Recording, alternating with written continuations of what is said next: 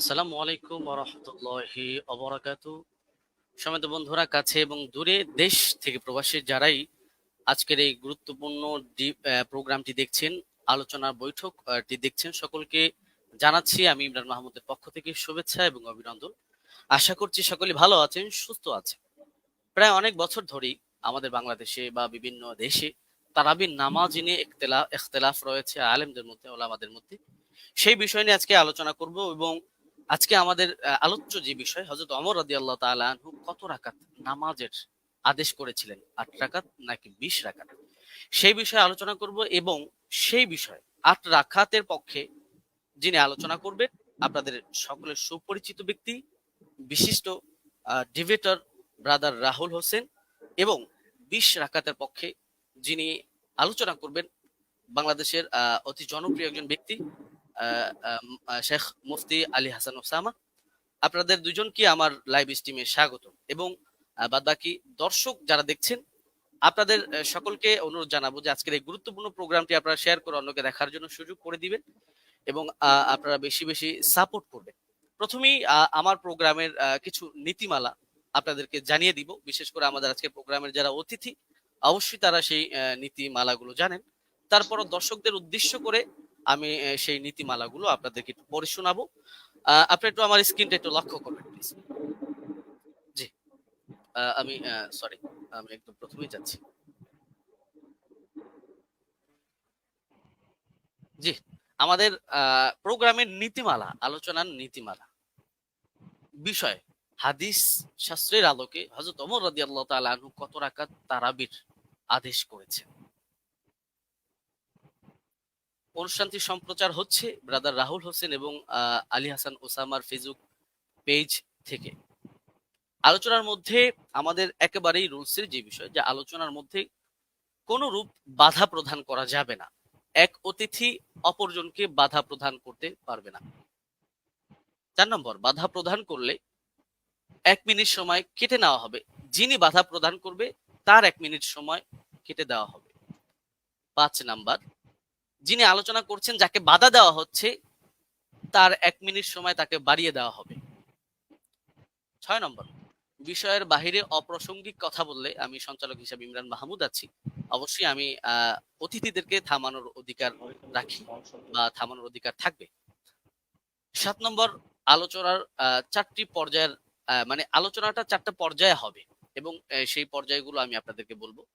প্রথম পর্ব, case present, নিজেদের দাবির পক্ষে প্রমাণ উপস্থাপন।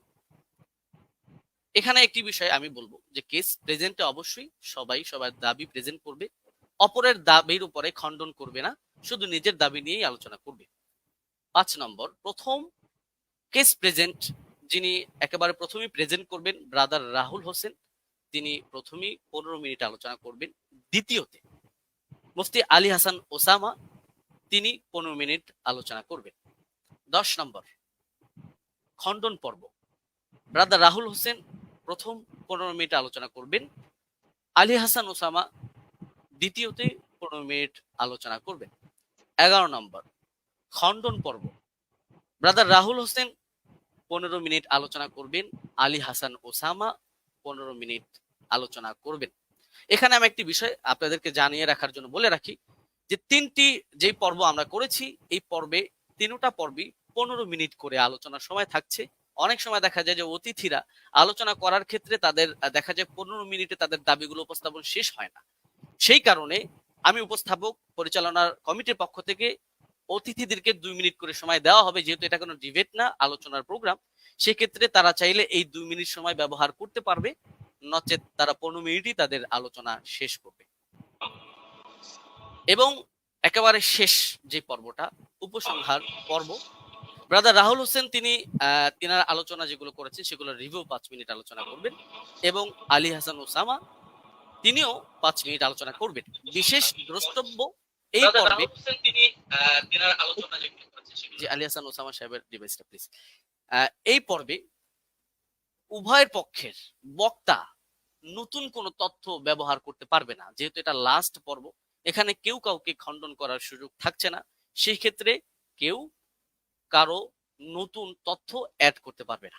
আচ্ছা, 13 নম্বর, সভাপতি সাহেব মেবি সঞ্চালক সাহেব আমি আলোচ্য বিষয়ের উপর মন্তব্য ছাড়াই অনুষ্ঠানটি শেষ করে দিবেন। এটা আমাদের প্রোগ্রামের নীতিমালা ছিল, নীতিমালা। এবং আমাদের প্রোগ্রামের আরেকটি বিষয় হচ্ছে গুরুত্বপূর্ণ, যে আমরা যখন আলোচনা করব, প্রতিপক্ষ যেই থাকুক আমরা তাকে সম্মান সূচক শব্দ ব্যবহার করে আলোচনা করব। কোন রকমের অসম্মান সূচক শব্দ আমরা ব্যবহার করব না।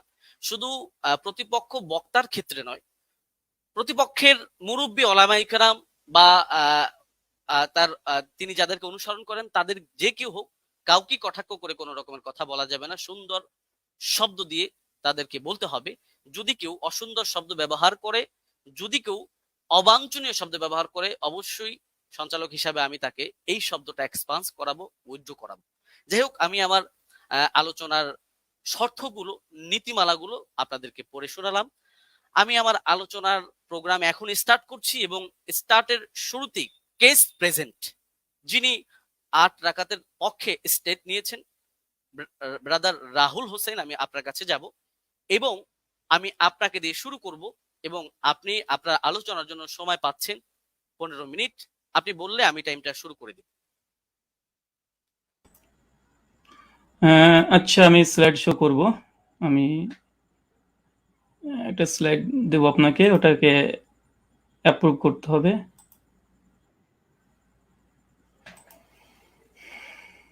হ্যাঁ, প্রেজেন্টেশন 1 বলে একটা আছে।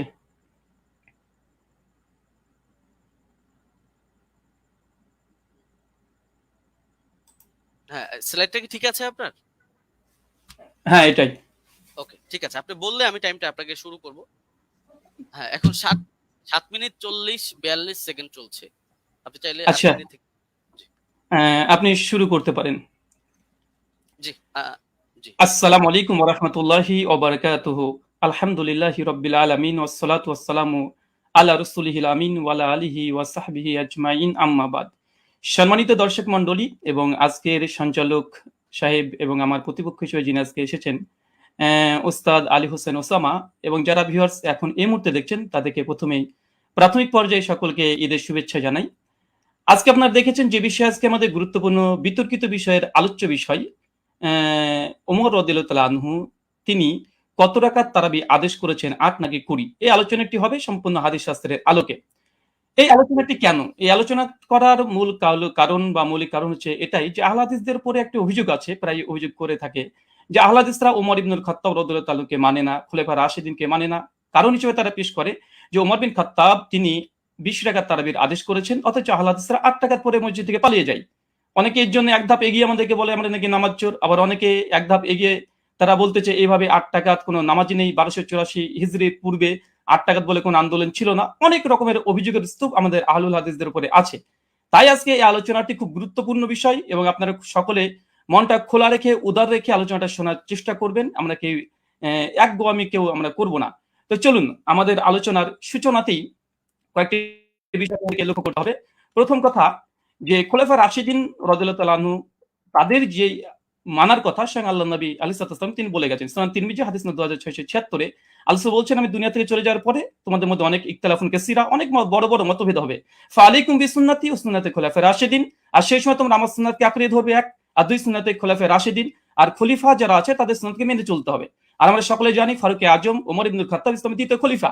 আর এটা নিয়েই আমাদের দুই পক্ষেরই দাবি যে আসলে ওমর বিন খাত্তাব কত রাকাত তারাবি আদেশ করেছিলেন। চলুন এখানে 3 নম্বর বিষয়, আমরা অনেকে অবগত আছি যে আল্লাহ রাসূল আলাইহিস সালাম তিনি মাত্র 3 দিন তারাবি জামাত করেছিলেন, তারপর স্থগিত থেকে যায়। পরবর্তী সময়তে ওমর বিন খাত্তাব রাদিয়াল্লাহু তাআলা আনহু জামানাতে তিনি একদিন মসজিদ ভিজিট করে এসে দেখছেন যে মসজিদের মধ্যে মানুষ বিক্ষিপ্তভাবে নামাজে দাঁড়িয়ে আছে, নামাজ পড়ছে। এই কারণে ওমর বিন খাত্তাব রাদিয়াল্লাহু তাআলা আনহু উবাই বিন কাব, আপনার স্ক্রিনে দেখছেন সহিহ বুখারী হাদিস নম্বর 2010, এখানে উবাই বিন কাব রাদিয়াল্লাহু তাআলা আনহুকে তিনি তার নেতৃত্বে তিনি একটা তারাবি জামাত করে দিলেন। কিন্তু সহিহুল বুখারীর মধ্যে কত রাকাত এটা নেই, বরং জামাতের কথাটা এসেছে। এখন কত রাকাত এটা সহিহ বুখারীতে নেই, তার মানে কি হাদিস জগতে নেই? অবশ্যই আছে। চলুন কোথায় আছে আমরা একবার ঘুরে আসি। ৮ রাকাতের পক্ষে হাদিস, আমাদের প্রথম হাদিস, এটা হচ্ছে মুয়াত্তা মালিক, আপনারা দেখতে পাচ্ছেন 251 নম্বর হাদিস, এবং বিভিন্ন প্রকাশনীর ভিন্নতার কারণে হাদিস নাম্বার চেঞ্জ হয়ে যাবে। এখানে হাদিসটা পড়ার পূর্বে একটা কথা বলতে চাই, আজকে যে দলিল আমি পেশ করব ইনশাআল্লাহ সেই দলিলের মধ্যে কোনো দুর্বলতা ইনশাআল্লাহ থাকবে না। জি, আমি ব্যক্তি রাহুলের ক্ষেত্রে অনেক দুর্বলতা থাকতে পারে, আরবি ইবারত অনেক ভুল হতে পারে, কিন্তু ইনশাআল্লাহ যে দলিল দেব একদম পূর্ণিমার রাতের সূর্যের মতো চমৎকার, একদম চকচকে, সূর্যের মতো চকচকে করবে, কোনো এখানে একটা কালিমা লেপন করার মতো ইনশাআল্লাহ আজকে এই দলিল উপর আক্রমণ কেউ করতে পারবে না। আর করলে আমরা আহলে হাদিসের পক্ষ থেকে আমি মজুদ আছি খণ্ডন করার জন্য ইনশাআল্লাহ। চলুন হাদিসের সনদ এবং মতন আমরা একবার দেখে আসি, এবং আপনারা দেখছেন এখানে বলছেন, দেখেন, আন হাদাসানা মালিক আন মুহাম্মদ বিন ইউসুফ আন সাইদ বিন ইয়াজিদ আন্নাহু কাল। এখানে সনদের প্রথম অংশ আমরা দেখে নিয়েছি। এরপর বলছে আমারা ওমর ইবনুল খাত্তাব উবাই বিন কাআবিন ওয়া তামিম দারি। তারপরে বলছে আই ইয়াকুমু লিন্নাসি বিইহদা আশারাতা রাকা। এখানে উমর বিন খাত্তাব রাদিয়াল্লাহু তাআলা আনহু তিনি বলছেন, তিনি আদেশ করছেন, আমারা ওমর বিন খাত্তাব তিনি আমর করছেন, আদেশ করছেন কাকে? উবাই বিন কাব আর তামিম দারিকে। কি আদেশ করছেন? যেন মানুষদেরকে নিয়ে তিনি 11 রাকাত তারাবির সালাত আদায় করে। এই হচ্ছে আহলে হাদিসদের প্রথম দলিল। আর এই দলিল দিয়েই আজকে আমাদের যে কেস, আমার যে কেস, যে আমরা আহলে হাদিসরা 8 টাকা তারাবি জামাতে পড়ি, এটা ওমর বিন খাত্তাব রাদিয়াল্লাহু আনহু আদেশ করেছেন, আদেশ স্পষ্ট মজুদ আছে আলহামদুলিল্লাহ। এবং কাকে আদেশ করেছে? উবাই বিন কাব তামিম দারিকে। এটা হচ্ছে আমাদের প্রথম দলিল, মুয়াত্তা মালিক 251 নম্বর হাদিস। এখানে লক্ষণীয় শুধু এই হাদিসটা যে মুয়াত্তা মালিকে এসেছে এমনটা নয়, এই হাদিসের তাখরিজ দেখেন সুনান কুবরা আলী নাসাই হাদিস নাম্বার 4677 এ এই সনদ মালিক থেকে আসছে। 3 নম্বর আরেকটা আছে শারহু মানিল আল আসালি তহাবি। ইমাম তহাবি হানাফি মাযহাবের বিশেষ করে তিনি বড় ফকি এবং মুহাদ্দিস। হাদিস নাম্বার 1741 এ তিনিও সনদ সহকারে ইমাম মালিক থেকে এর থেকে পেশ করেছে। চতুর্থ প্রমাণ মারিফাতুস সুনান আল আসার লিল বাইহাকি, হাদিস নাম্বার 5413 তে ইমাম বাইহাকি আল মুতাফা 458 হিজরি তিনিও নিয়ে এসেছেন। আচ্ছা, তারপরে 5 নম্বর শারহুস সুন্নান লিল বাগাবি, চতুর্থ খণ্ডে 120 নম্বর পৃষ্ঠায় ইমাম মালিকের সূত্রে এই হাদিসটাকে তিনি নিয়ে এসেছেন। আরো যারা আপনারা দেখবেন মাদ্রাসাতে মিশকাত পড়তে হয়, না পড়লে কেউ তালিমি হতে পারে না। মিশকাত হাদিস নাম্বার 1302 এ আপনারা দেখতে পাচ্ছেন মুয়াত্তা মালিকের সনদ সহ এখানে মতনটাকে উল্লেখ করা হয়েছে। আর যারা দারসি নুসখা দেখতে চাচ্ছেন দেবন্দি থেকে প্রকাশনী, সেটা হচ্ছে প্রথম 115 নম্বর পৃষ্ঠায় লাইন নম্বর 9 থেকে 11 তে আপনারা দেখে নিতে পারবেন। আর এটা মিসকাত আল মাসনাবি, যারা বাংলা দেখতে চান, অনেক বাংলা শ্রোতা আছে, আমার বক্তৃতার সত্যতা যাচাই করে নেবেন। মিসকাত আল মাসনাবি হাদিস নাম্বার 1302 এ এটা আপনি পেয়ে যাবেন।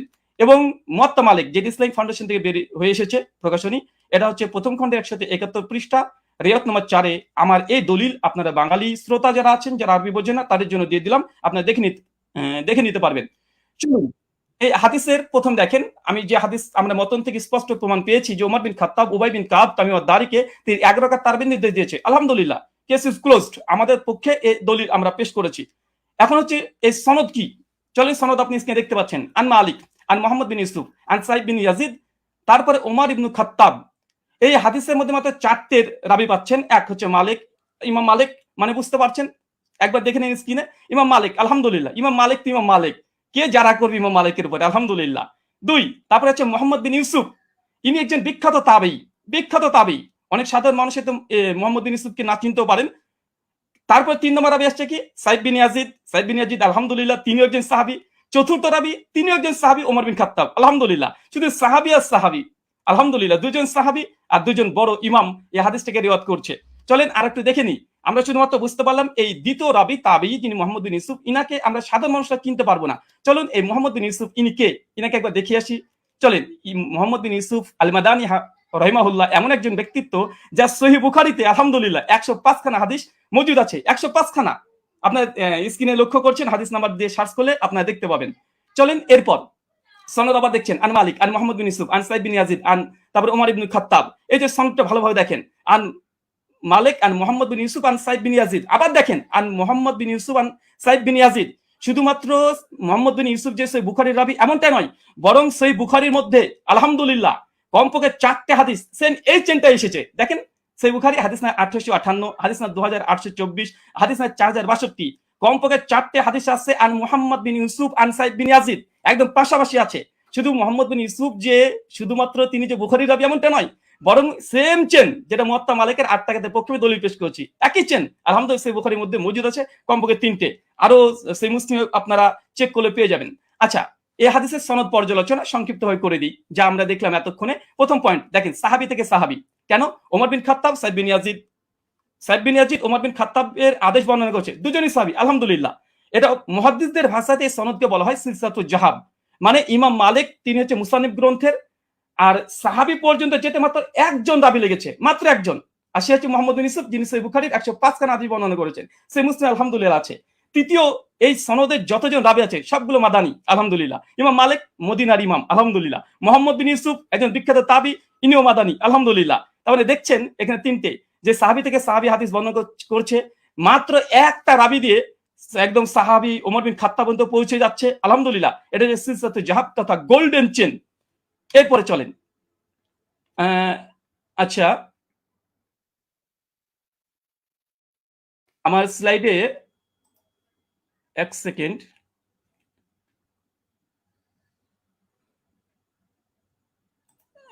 একটু থামতে হবে। আচ্ছা, ঠিক আছে।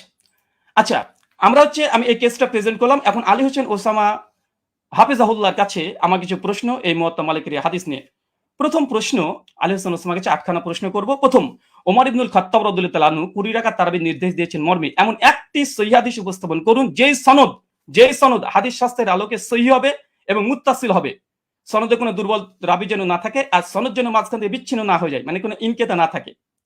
প্রশ্ন নম্বর 2, মুয়াত্তা মালিকের যে সনদ আমরা দেখিয়েছি, যেটা সিলসিলাতুল জাহাব মুহাদ্দিসদের পরিভাষা অনুযায়ী ওমর ইবনুল খাত্তাব রাদিয়াল্লাহু তাআলা আনহু 20 রাকাত তারাবির নির্দেশ দিয়েছে। পয়েন্ট টু বি নোটেড, 20 রাকাত নির্দেশ দিয়েছে মর্মে এমন একটি বর্ণনা পেশ করুন যার সনদ সিলসিলাতুল জাহাব এই মানে উত্তীর্ণ হয়েছে। প্রশ্ন নম্বর 3, মুয়াত্তা মালিকের বর্ণনায় সমস্ত রাবী হচ্ছে মাদানী এবং একজন রাবীর উপরে আলহামদুলিল্লাহ যারা নেই, কোনো অভিযোগ নেই। ওমর ইবনুল খাত্তাব রাদিয়াল্লাহু তাআলা আনহু 20 রাকাতের নির্দেশ দিয়েছেন মর্মে এমন একটি বর্ণনা পেশ করুন যার সনদে সমস্ত রাবী মাদানী এবং কোন রাবীর ব্রাদার প্লিজ একটু আমি আপনি কিন্তু 20 রাকাতের বিষয়ে কোশ্চেন করছেন। পরবর্তীতে কিন্তু এটা এখন কি আপনি কোশ্চেনগুলো করবেন নাকি পরবর্তীতে করবেন? আমি 8 রাকাত তারাবি, জি হ্যাঁ, আমি প্রশ্ন কেস প্রেজেন্ট তো প্রশ্ন করা যায়। আমি তো তার হাদিস বা দলিল নিয়ে কোনো পর্যালোচনা করছি না। জি অবশ্যই। জি, মুয়াত্তা মালিকের যে বর্ণনা পেশ করেছি এটা সমস্ত কোন রাবীর পরে সামান্য পরিমাণে জারা নেই। আমি এখানে প্রশ্ন, ওমর ইবনুল খাত্তাব রাদিয়াল্লাহু তাআলা থেকে এমন একটি 20 রাকাতের তারাবির দলিল আপনি পেশ করবেন যেখানে সমস্ত রাবী যতজন থাকবে তার উপরে কোনো মানে দুর্বলতা থাকবে না, এমন একটা রিওয়ায়াত পেশ করবেন। প্রশ্ন নম্বর 4, মুয়াত্তা মালিকের 8 রাকাতের বর্ণনা সনদ বুখারী মুসলিমের শর্তেও সহিহ। প্রত্যেক রাবী বুখারী মুসলিমে, যেটা একটু আগে আপনাদেরকে আমি দেখিয়েছি। ঠিক ওমর ইবনুল খাত্তাব রাদিয়াল্লাহু তাআলা আনহু 20 রাকাত তারাবির নির্দেশ দিয়েছেন মর্মে এমন একটি বর্ণনা পেশ করুন যেটা বুখারী মুসলিমের শর্তে উত্তীর্ণ হয়েছে। প্রশ্ন নম্বর 5, মুয়াত্তা মালিকের ডজন ডজন ব্যাখ্যা গ্রন্থ পৃথিবীতে বিদ্যমান আছে। মুয়াত্তা মালিকের একজন গ্রহণযোগ্য মুহাদ্দিসের অভিমত পেশ করুন যিনি মুয়াত্তা মালিকের 8 রাকাত হাদিসের ব্যাখ্যায় এটাকে মুজতারিব বা ইজতিরাব আছে বলে প্রত্যাখ্যান করেছে। কেন আমরা দেখি যে দেওবন্দি ওলামারা এবং বেরলভী ওলামারা, বিশেষ করে হানাফি ওলামারা, তারা এই 8 রাকাতের এই দলিলকে তারা ইজতিরাব বা মুজতারিব বলে বাতিল করার চেষ্টা করে। এখানে আমার একটা প্রশ্ন থাকবে, মুয়াত্তা মালিকের অনেকগুলো ব্যাখ্যা গ্রন্থ আছে, একজন গ্রহণযোগ্য মুহাদ্দিসদের মত দেবেন যে এই হাদিসটাকে ইতিপূর্বে তারা ইজতিরাবের দাবি করে বাতিল করেছে। আব্দুল বার রাহিমাহুল্লাহর ওয়াহম নয়, ইজতিরাব। আচ্ছা, প্রশ্ন নম্বর 6, দেওবন্দি মাদ্রাসা প্রতিষ্ঠা হবার আগে কিংবা 1284 হিজরির আগে এই হাদিসকে মুস্তারিব বলেছেন এমন একজন মুহাদ্দিসের অভিমত পেশ করুন। প্রশ্ন নম্বর 7, সহিহ সনদে প্রমাণিত আছে উবাই বিন কাব রাদিয়াল্লাহু তাআলা আনহু তিনি এবং তামিম আদ-দারি তিনি 8 রাকাত তারাবি পড়েছেন। আমার প্রশ্ন, ওমর রাদিয়াল্লাহু তাআলা যদি 20 রাকাত তারাবির নির্দেশ দিয়ে থাকেন তাহলে উবাই বিন কাব এবং তামিম আদ-দারি কি ওমর ইবনুল খাত্তাব রাদিয়াল্লাহু তাআলার নির্দেশ অমান্য করেছেন? প্রশ্ন নম্বর 8, শাস্ত্রের আলোকে ইজতিরাবের সংজ্ঞা এবং শর্ত পেশ করবেন এবং সেই শর্ত অনুযায়ী এই হাদিসকে মুস্তারিব প্রমাণ করার চেষ্টা করবেন। কারণ আমরা ইতিপূর্বে আপনাদের অনেককেই দেখেছি যে বারবার আমাদের এই দলিলকে ইজতিরাব বলে বাতিল করে দেওয়ার চেষ্টা করা হয়। চলেন আমরা হাদিসের আবার প্রথম অংশে আপনাদেরকে আমরা নিয়ে যাব, যেখান থেকে আপনারা বুঝতে পারবেন। আমরা হাদিসটাকে আবার আপনাদেরকে দেখিয়ে দিই আপনাদের সুবিধার জন্য। আমাদের প্রথম যে দলিল আমরা পেশ করেছিলাম এ হচ্ছে মুয়াত্তা মালিকের হাদিস, আর এই মুয়াত্তা মালিকের হাদিস অনেকগুলো গ্রন্থে এসেছে, পরপর আপনাদেরকে আমি দেখিয়ে দিয়েছি, এখান থেকে অনেকগুলো গ্রন্থ থেকে দেখিয়ে দিয়েছি। আমি জাস্ট একটা দলিল আমি পেশ করেছি, আর এই একটা দলিলের উপরে আমি অটল থাকবো। এই একটা দলিলে, এই দলিল যতক্ষণ খণ্ডন না আসবে ততক্ষণ দ্বিতীয় দলিল দিয়ে এই আলোচনাকে আমি মাছের বাজার করতে চাই না। তাই এই সনদটাকে বারবার দেখবেন, আন মালিক আন মোহাম্মদ বিন ইউসুফ আন সাইদ বিন ইয়াজিদ, তারপর ওমর ইবনে খাত্তাব। মাত্র ইমাম মালিক তো ইমাম মালিক রাহিমাহুল্লাহ, আলহামদুলিল্লাহ। মোহাম্মদ বিন ইউসুফ তিনি একজন বিখ্যাত তাবী, যার 5খানা হাদিস আছে। আর সাইদ বিন ইয়াজিদ ইনিও স্বয়ং আল্লাহ রাসূলের সঙ্গে হজ করেছেন, যেটা সহিহ বুখারী 1858 তে প্রমাণিত পাওয়া যায়। আর ওমর ইবনে খাত্তাব। আমি জাস্ট এই একটা দলিলের উপরে আপনাদের সামনে উপস্থাপন করেছি, এবং হাদিসের শব্দ আমার ওমর ইবনুল খাত্তাব, ওমর বিন খাত্তাব আদেশ দিয়েছেন, একদম আদেশ শব্দ মজুদ আছে। কাকে আদেশ দিয়েছেন? উবাই বিন কাবকে। আর কাকে? তামিম আদ-দারিকে। কত রাকাত? বিহিদা আশারাতা রাকা, 11 রাকাতের নির্দেশ দিয়েছে। স্পষ্টভাবে আমাদের এই দলিলে আমার যা কেস বা আমাদের আহলুল হাদিসদের যে দাবি, তার পক্ষে জাস্ট একটা দলিল, ইনশাআল্লাহ যদি সম্ভব হয় দলিলকে যদি খণ্ডন করে, ইনশাআল্লাহ তারপরে আমাদের দ্বিতীয় দলিল আমরা পেশ করব। কেননা আলোচনার মধ্যে অনেক বেশি দলিল দিয়ে গেলে, কারণ আমাদের আলোচনা যেহেতু এখানে পর্যালোচনা, এটা ডিবেট নয়। ডিবেট হলে আমি অনেক কিছু করতে পারতাম, কিন্তু আমি যেহেতু ওস্তাদজির সঙ্গে একমত হয়ে এসেছি, তাই আমি তেমন কিছু মানে অনেক কথাই বলার ইচ্ছা থাকলে আমি বলবো না এখানে, কারণ আমি শেখকে বা ওস্তাদকে আমি অনেক সম্মান দিই এবং ভালোবাসা তার প্রতি আমার অনেকগুলো আছে। আর এ থেকেই একটা হাদিস, আর এই হাদিস আমি শুধুমাত্র শেখের কাছে বুঝতে এসেছি, যেহেতু তিনি আমাকে বুঝাতে এসেছেন। আর পর্যালোচনা যেহেতু এটা ডিবেট নয়, তার জন্য আমার এই একটা হাদিস, যে দাবির পক্ষে আমরা আহলুল হাদিসরা 8 টাকা তারাবি পড়ি, এবং এই হাদিসের মান আমাদের নিকটে সহি, এবং আমাদের কাছ থেকে 8খানা প্রশ্ন আমরা উপস্থাপন করেছি 20 টাকাতের পক্ষে। এই 20 টাকাতের যদি এই প্রশ্নের জবাব যদি দিয়ে দেয়, আলহামদুলিল্লাহ, আমি লিখিতভাবে শুধু এরকম না, ঘোষণা দিয়ে আমি ঘোষণা করে দেব যে জাস্ট আমি যে কথা বলেছি আমি কথার থেকে ফিরে আসছি। 8 টাকার তারাবি ওমর বিন খাত্তাব আদেশ দেয়নি, মূলত 20 টাকা দিয়েছে। আমি প্রত্যাবর্তন করব, আমি স্ট্রিমে ঘোষণা করলাম। এখনো 3টে পর্ব আছে এবং আমি এরপরে অটল থাকব। জি, শুকরিয়া, জাযাকাল্লাহ খায়রান, বারাকাল্লাহ ফিকুম, ওয়ামা আলাইনা ইল্লাল বালাগ। জি, ব্রাদার রাহুল হোসেন, আপনি শেষ করেছেন। প্লিজ একটু ইয়াটা ঠিক হবে। হ্যাঁ, আপনি শেষ করেছেন এবং আপনি 1 মিনিট আগে শেষ করেছেন, চাইলে আপনি 2 মিনিট ব্যবহার করতে পারতেন। যাই হোক, আমি চলে যাব যিনি 20 রাকাতের পক্ষে দলিল পেশ করবেন, আমাদের পরিচিত ব্যক্তি শেখ মুফতি আলী হাসান ওসামা। আমি আপনার কাছে যাব এবং আপনি বললে আমি টাইমটা শুরু করে দিব। আপনার টাইমটা আপনি বলবেন। জি, এখন 22 মিনিট 45 সেকেন্ড চলছে। আপনি মিউট আছেন।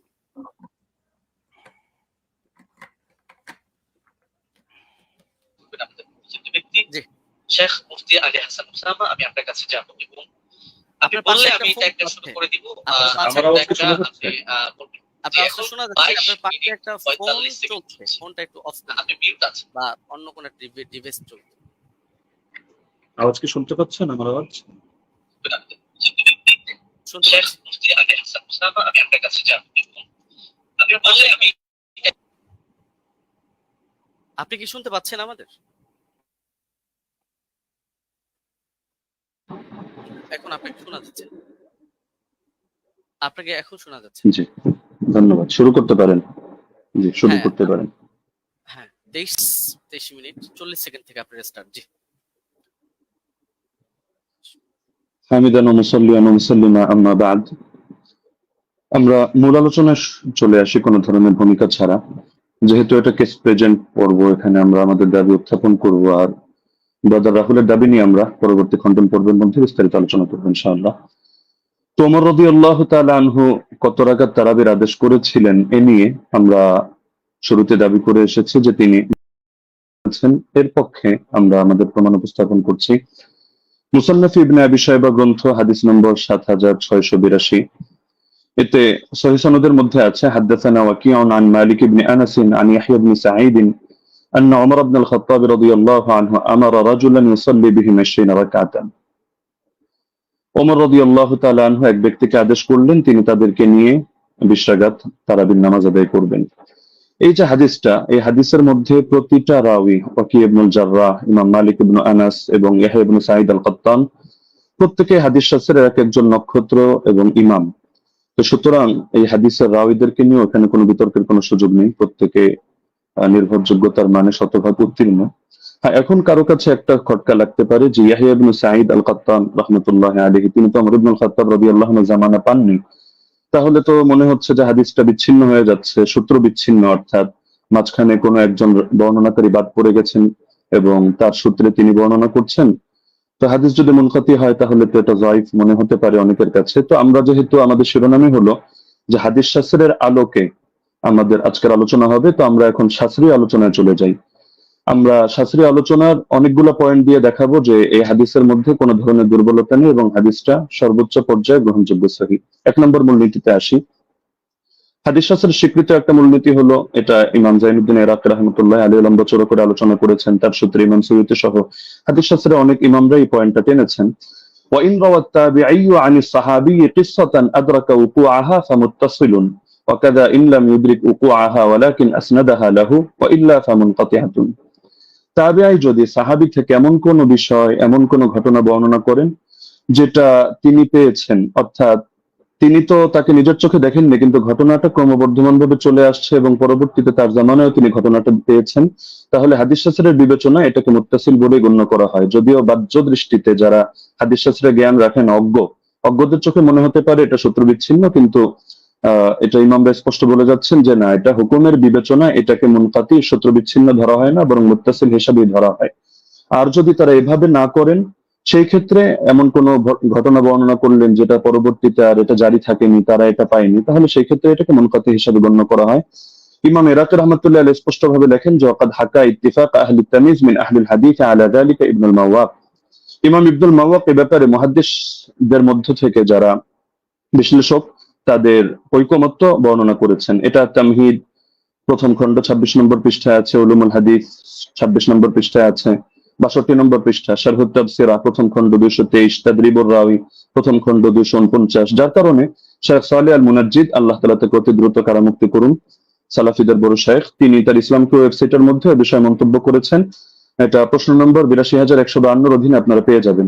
وبمجموع هذه الروايات يتبين أن ال20 ركعة كانت هي السنة الغالبة على التراويح في زمن عمر بن الخطاب رضي الله عنه، ومثل صلاة التراويح أمر مشهور يتناقله الجيل وعامة الناس، ورواية يزيد بن رومان ويحيى القطان يعتبر بهما وإن كان لم يدرك عمر، فإنهما ولا شك تلقياه عن مجموع الناس الذين أدركوهم، وذلك أمر لا يحتاج إلى رجل يسنده فإن المدينة كلها تسنده।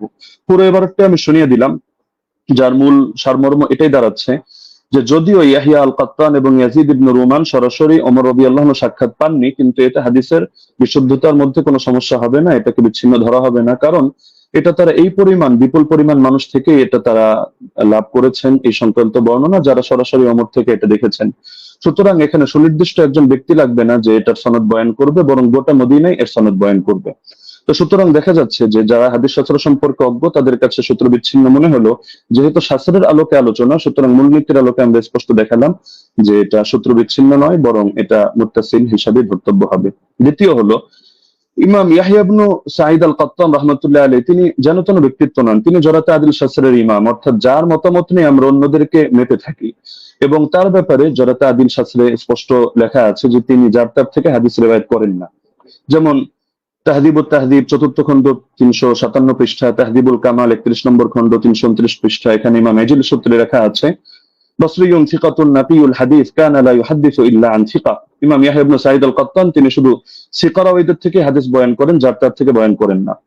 একইভাবে আসিকাত কিতাব 7ম খণ্ড 611 পৃষ্ঠা, তাহদিবুত তাহদিব 4th খণ্ড 357 পৃষ্ঠা, ইকমালু তাহদিবুল কামাল 12 নম্বর খণ্ড 313 পৃষ্ঠা, তাহদিবুল কামাল 31 নম্বর খণ্ড 329 পৃষ্ঠা, এগুলোতে স্পষ্ট লেখা আছে যে ওয়া আমানা ফিল বাহসি আনিন নাকলি ওয়া তারাকা দুআফা। ইমাম ইয়াহইয়া ইবনে সাঈদ আল কাত্তান তিনি হাদিস শাস্ত্র বয়ান করার ক্ষেত্রে তিনি গভীরভাবে কাজটা করেন, তিনি যায়িফ রাওয়ীদেরকে পরিহার করেন। একইভাবে ইমাম আহমদ বিন হাম্বলের একাধিক মত আমরা বর্ণনা করতে পারবো এই ক্ষেত্রে, যেমন আল জারহ ওয়াত তা'দীল ইবনে আবি হাতিম প্রথম খণ্ড 232 পৃষ্ঠা, সেখানে ইমাম আহমদ বিন হাম্বল সূত্রে আছে, তিনি বলেছেন মা রাআইনা মিসলা ইয়াহইয়া ইবনে সাঈদ ফি হাদা শা'n, ইয়ানি ফি মারিফাতিল হাদিস ওয়া রুওয়াতিহি ওয়া কানা সাহিব হাদা শা'n। আমরা ইয়াহইয়া ইবনে সাঈদের মতো ব্যক্তি এই শাস্ত্রে দেখিনি, অর্থাৎ হাদিস জানা এবং হাদিসের বর্ণনাকারীদের ব্যাপারে জানা, তিনি এই ব্যাপারে বিশেষ পাণ্ডিত্যের অধিকারী ছিলেন। এরকম আরো বহুত মতামত দেখানো সম্ভব, যেমন তিনি অন্যত্র এটাও আছে, তিনি বলেন আল জারহ ওয়াত তা'দীল ইবনে আবি হাতিম 232 পৃষ্ঠায় এই মন্তব্য আছে যে কানা ইয়াহইয়া আবসারাহুম বির রিজাল ওয়া আনকাহুম হাদিসা। ইয়াহিয়া রিজাল সম্পর্কে সবচেয়ে বেশি সূক্ষ্মদর্শী এবং তিনি হাদিসগুলো খুব স্বচ্ছভাবে বর্ণনা করে থাকেন। তো সুতরাং তিনি যার তার থেকে হাদিস বর্ণনা করবেন না, এটা স্পষ্ট বিষয়। এবং এখানে তো যার তার থেকে করার প্রশ্নই আসছে না, কারণ এখানে যেহেতু গোটা মদিনাবাসী এই ব্যাপারে প্রত্যক্ষ সাক্ষী। 3 নম্বরে, যদি আমরা তর্কের খাতিরে এটাকে মুরসাল বলিও, তবু এই জাতীয় মুরসালরা সকলের মতে গ্রহণযোগ্য। যেমন হাফিজ ইবনুল কাইয়িম রাহিমাহুল্লাহর স্পষ্ট মন্তব্য আছে জাদুল মাআদ কিতাবে, প্রথম খণ্ড 367 নম্বর পৃষ্ঠায়, والمرسل إذا اتصل به عمل وعضده قياس أو قول صحابي أو كان مرسله معروفا باختيار الشيوخ ورغبته عن الرواية عن الضعفاء والمتروكين ونحو ذلك مما يقتضي قوته عمل به। মুরসালের সঙ্গেও যদিও আমরা এটা মুরসাল বলছি না, তবে তর্কের খাতিরে যদি এটাকে মুরসাল ধরিও, সেই ক্ষেত্রে মন্তব্যটা উল্লেখ করছে যে মুরসালের সঙ্গে যদি আমল যুক্ত হয়, অর্থাৎ উম্মত এভাবে আমল করে, অথবা তিনি আরো পয়েন্ট আনলেন যে যদি এখানে মুরসালটা যার থেকে এসেছে, অর্থাৎ মুরসিল যিনি, তিনি যদি এ ব্যাপারে পরিচিত হন যে তিনি শায়েখ খুব সুন্দরভাবে নির্বাচন করেন এবং বর্ণনা করার ক্ষেত্রে যায়ফ রাওয়ী, মাত্রুক রাওয়ীদেরকে তিনি পরিহার করে চলেন, তাহলে সেই ক্ষেত্রে মুরসালের আলোকে আমল করা হবে। এবং এটা ফুকাহায়ে কেরামের নিকট গ্রহণযোগ্য মূলনীতি। আল ইহকাম ফি উসুলিল আহকাম আমিদের কিতাবের মধ্যে স্পষ্ট আছে যে জাতীয় মুরসাল এটা ফাকাবিলাহু আবু হানিফা ওয়া মালিক ওয়া আহমদ ইবনে হাম্বল ফি আশহারি রিওয়ায়াতাইন আনহু। ইমাম আবু হানিফা গ্রহণ করেন, ইমাম মালিক গ্রহণ করেন, ইমাম আহমদ বিন হাম্বলের একটা প্রসিদ্ধ মত যেটা, তার আলোকে দেখা যায় তিনিও গ্রহণ করেন। ঈসা ইবনে আবান রাহিমাহুল্লাহ তিনি একটু ভাগ করেন, তিনি শুধু فصل عيسى بن أبان فقبل مراسيل الصحابة والتابعين وتابعي التابعين ومن هو من أئمة النقل مطلقا دون من عدا هؤلاء। তিনি সাহাবীদের মুরসাল গ্রহণ করেন, তাবেঈদেরটা করেন, তাবেঈদেরটা করেন, এবং যারা হাদিস শাস্ত্রের ইমাম তাদেরটা করেন, অন্যদেরটা করেন না। এটা মেনে নিলেও সমস্যা নেই, কারণ ইমাম ইয়াহিয়া আল কাত্তান তিনি হাদিস শাস্ত্রের ইমাম, তিনি যে ক্যাটাগরি বর্ণনা করেছেন এই ক্যাটাগরির মধ্যে আছেন। আর ইমাম শাফির মত প্রসিদ্ধ, এটা আল ইহকাম কিতাবের মধ্যে আছে, একইভাবে নুজহাতুন নাজার ফি তাওদীহ নুখবাতিল ফিকার সেখানেও আছে। ইমাম শাফি রাহমাতুল্লাহ আলাইহির বক্তব্যের মধ্যে স্পষ্ট দেখা যাচ্ছে যে তিনি বলেছেন যে মুরসাল যদি সাহাবীর মুরসাল হয় তাহলে তো গ্রহণযোগ্য, আর যদি এমন মুরসাল হয় আও মুরসালান قد اسنده غير مرسله او ارسله راو اخر يروي عن غير شيوخ الاول او عضده قول صحابي او قول اكثر اهل العلم او ان يكون المرسل قد عرف من حاله انه لا يرسل عمن فيه علة من جهالة أو غيرها كمراسيل ابن المسيب فهو مقبول وإلا فلا، ووافقه على ذلك أكثر أصحابه والقاضي أبو بكر وجماعة من الفقهاء। ইমাম শাফি রাহিমাহুল্লাহর মন্তব্য হচ্ছে যদি সাহাবীর মুরসাল না হয় এমন মুরসাল হয় যে মুরসালের সঙ্গে কিছু বিষয় যুক্ত থাকে, যেমন তিনি একটা উদাহরণ দিয়েছেন, যদি অধিকাংশ আহলে ইলমের বক্তব্য এর পক্ষে সমর্থন যোগায়, অর্থাৎ তারাও এই মত পোষণ করেন, অথবা মুরসিলের গুণ হলো তিনি যাত্রার থেকে ইরসাল করেন না, বরং তিনি এমন কারো থেকে ইরসাল করা থেকে নিজেকে বিরত রাখেন যার মধ্যে কোনো দোষ আছে, সে মাজহুলি হোক, সে অন্য কোনো দোষে দোষী হোক, যেমন ইমাম সাঈদ ইবনে মুসাইয়্যিব রাহমাতুল্লাহ আলাইহি, এগুলো তিনি গ্রহণ করে নেন। এটা আল ইহকাম আমিদি কিতাবের মধ্যে আছে। একইভাবে ইমাম নাবাবী তার আল মাজমু শারহুল মুহাদ্দাবের 6 নম্বর খণ্ড 206 নম্বর পৃষ্ঠায় এটা বলেছেন, ইহতাজ্জু শাফিঈ বিল মুরসাল ইযা তাদাদা أحد أربعة أمور إما حديث مسند وإما مرسل من طريق آخر وإما قول صحابي وإما قول أكثر العلماء। তো সময় যেহেতু কম, আমরা সব রেফারেন্স টানছি না, আরো কয়েকটা কিতাবের হাওয়ালা দিয়ে দিচ্ছি। উসুলুল বাজদাওয়ী 171 নম্বর পৃষ্ঠা, আল মানসুর লিজারকাশি, শারহুল উমদা ইবনে তাইমিয়া, তাহযীবুস সুনান আবি দাউদ ইত্যাদি কিতাবের মধ্যে এই ব্যাপারে আলোচনা আছে। এবার আসি, আমরা যদি সালাফি শাইখদের মূলনীতিও মেনে নিই, যেমন শাইখ আলবানী রাহিমাহুল্লাহকে এক্ষেত্রে আমরা উদাহরণ হিসেবে রাখতে পারি। তো শাইখ আলবানী রাহিমাহুল্লাহ প্রসিদ্ধ কিতাব সিলসিলাতুল আহাদিস সহিহা, এটা তো সকলের নিকটে পরিচিত। এখান থেকে 1422 নম্বর বর্ণনাটা আমি খুলে দেখার অনুরোধ করব, সেখানে দেখতে পাবেন আপনারা খুললে যে তিনি যে হাদিসটা বর্ণনা করেছেন একটা মুরসাল হাদিস, কিন্তু তিনি এটার ব্যাপারে মন্তব্য করছেন যে হাযা ইসনাদুল হাসান, এটা একটা হাসান সনদ, তবে ইল্লা আন্নাহু মুনকাতিউন বাইনা সুলাইমান ওয়া ইবনে আমরিন, তবে এটা সূত্র বিচ্ছিন্ন, মুনকাতি কার মাঝে, রাওয়ী সুলাইমান এবং রাওয়ী ইবনে আমরের মাঝে এখানে ইনকিতা আছে, সূত্র বিচ্ছিন্নতা আছে, কোন একজন বাদ পড়ে গেছে। তবে এটার পক্ষে এই তিনি একটা মুরসাল রিওয়ায়াত করে এর পক্ষে একটা যায়ফ হাদিস এনেছেন, যায়ফ রিওয়ায়াত, সেটা এনে তিনি মন্তব্য করছেন যে লাকিন্নাল হাদিসা বিমাজমু'ত তারিকাইন হাসানুন, এই দুটো যায়ফ মিলে এটা হাসান হয়ে গিয়েছে, অর্থাৎ একটা মুরসাল আর একটা যায়ফ। তো মুরসালের পক্ষে তিনি যায়ফ হাদিস পেয়েও এটাকে হাসান হিসাবে সাব্যস্ত করে ফেলেছেন, এবং শেষে মন্তব্য করেছেন ফামিসলুহু ইউস্তাশহাদু বিহি, এই ধরনের বর্ণনা দ্বারা এটা দলিল প্রদান করা যায়, ফাল হাদিসু বিহি সহিহুন ইনশাআল্লাহু তাআলা, এর দ্বারা হাদিসটা সহিহ হিসাবে সাব্যস্ত হবে ইনশাআল্লাহু তাআলা। তো শায়খ আলবানী রাহিমাহুল্লাহ এক্ষেত্রে যে কাজটা করলেন, আমরা তো এর চেয়ে আরো মজবুত কাজ করলেন। তিনি একেবারে একটা জয়ীফ হাদিস এনে মুনকাতি একটা রিওয়ায়াতকে তিনি হাসান সনদ সাব্যস্ত করে হাদিসটাকে দলিলযোগ্য এবং সহিহ সাব্যস্ত করে ফেললেন। তো এ ব্যাপারে তো আর কোনো কিছু বলার অপেক্ষা রাখে না। তারপর চতুর্থ বিষয় হলো, সব ধারার ইমামগণই মেনে নিয়েছেন যে ওমর রাদিয়াল্লাহু আনহু বিশ্বাগার তারাবির আদেশ করেছেন। যেমন আমরা উদাহরণ হিসেবে ইমাম শাফিঈকে আনতে পারি 1 নম্বরে, কিতাবুল 1 নম্বর খন্ড 167 পৃষ্ঠা, মুখতাসারুল মুজানি 34 নম্বর পৃষ্ঠা। তিনি স্পষ্ট বলেছেন, ওয়া আহাব্বু ইলাইয়া 20 লিআন্নাহু রুইয়া আন ওমর, আমার নিকট বেশি অধিক পছন্দনীয় কারণ এটা ওমর থেকে বর্ণিত হয়েছে। ইমাম তিরমিজি রাহমাতুল্লাহি আলাইহি সুনানে তিরমিজি হাদিস নম্বর 806 দ্বিতীয় খন্ড 158 নম্বর পৃষ্ঠা এখানেও আছে। وأكثر أهل العلم على ما روي عن عمر وعلي وغيرهما من أصحاب النبي صلى الله عليه وسلم 20 ركعة। অধিকাংশ আহলে ইলম এই মতে পোষণ করেন যে তারাবি 20 রাকাত। কেন? কারণ এটা ওমর থেকে, আলী থেকে এবং নবীর অন্যান্য সাহাবীদের থেকে রাদিয়াল্লাহু আনহুম বর্ণিত হয়েছে। শেখ বিন বাজ রাহমাতুল্লাহি আলাইহি সালাফিদের গ্রহণযোগ্য ব্যক্তিত্ব, আমরা মহব্বত করি। তিনি বলেন মাজমুউল ফাতাওয়া 11 নম্বর খন্ড 322 নম্বর পৃষ্ঠা, ওয়া সাবাতা আনহুম আন্নাহুম সাল্লু বিআমরিহি 23। তাদের থেকে প্রমাণিত রয়েছে যে তারা ওমরের আদেশে তারা 23 রাকাত নামাজ আদায় করেছেন। শেখ সালেহ আল মুনাজ্জিদ তিনি বলেন, যা আল আমরু আন ওমর আব্দুল খাত্তাব রাদিয়াল্লাহু আনহু বিসালাতিল 20 রাকাতান, ওমর রাদিয়াল্লাহু আনহু থেকে 20 রাকাতের ব্যাপারে আদেশ এসেছে। তো সালাফি শায়খ হয়েও তারা বিষয়টা মেনে নিয়েছেন। তো এর পক্ষে আরো কিছু প্রাসঙ্গিক বর্ণনা আছে, যেটা শেখ সালেহ আল মুনাজ্জিদও তার islamqia.com এর মধ্যে অন্যান্য বর্ণনাগুলো এর পক্ষে প্রমাণ হিসেবে নিয়ে এসেছেন। সাইদ বিন ইয়াজিদের বর্ণনা, অন্যান্য বর্ণনা, সেটা আমরা আপাতত টানছি না, সেটা পরবর্তী আলোচনার মধ্যে আমরা আনবো। হ্যাঁ, লাস্ট যে পয়েন্টটা আমি বলবো, যে আমরা তো স্পষ্টভাবে দেখালাম যে এর সনদের মধ্যেও দুর্বলতা নেই, মতনের মধ্যেও দুর্বলতা নেই।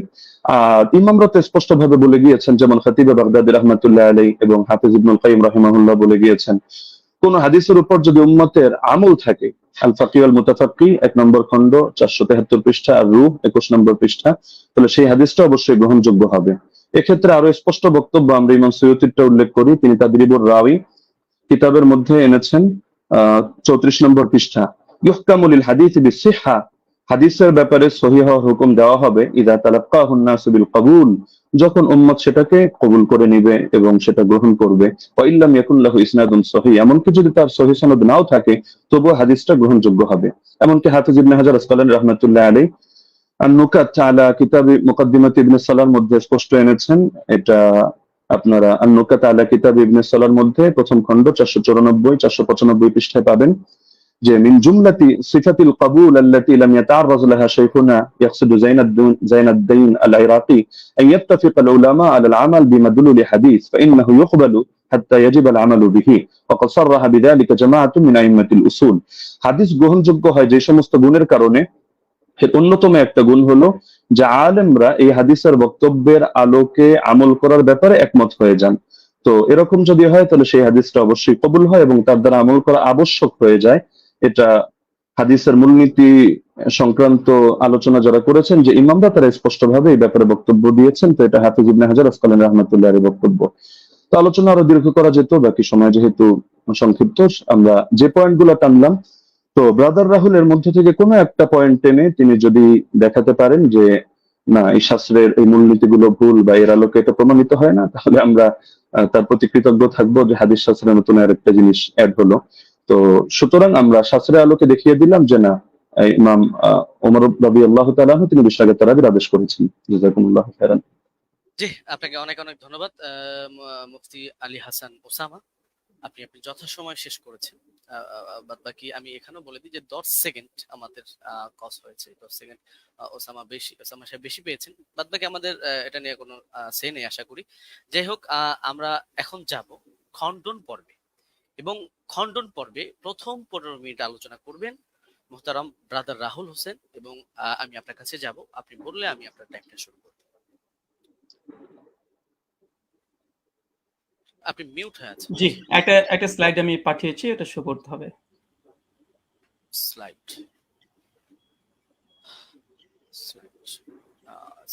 এটা কি? একটু দেখবেন প্লিজ। এটা কি স্লাইড আপনার? জি জি জি জি জি জি জি এটাই। জি, আপনি বললে আমি টাইমটা স্টার্ট করব। ওকে, টাইম নাও, স্টার্ট। 40 মিনিট। আলহামদুলিল্লাহ, সমস্ত ইনশাআল্লাহ সুবহানাহু ওয়া তাআলার জন্য আমাদের প্রথম পর্ব শেষ হয়েছে।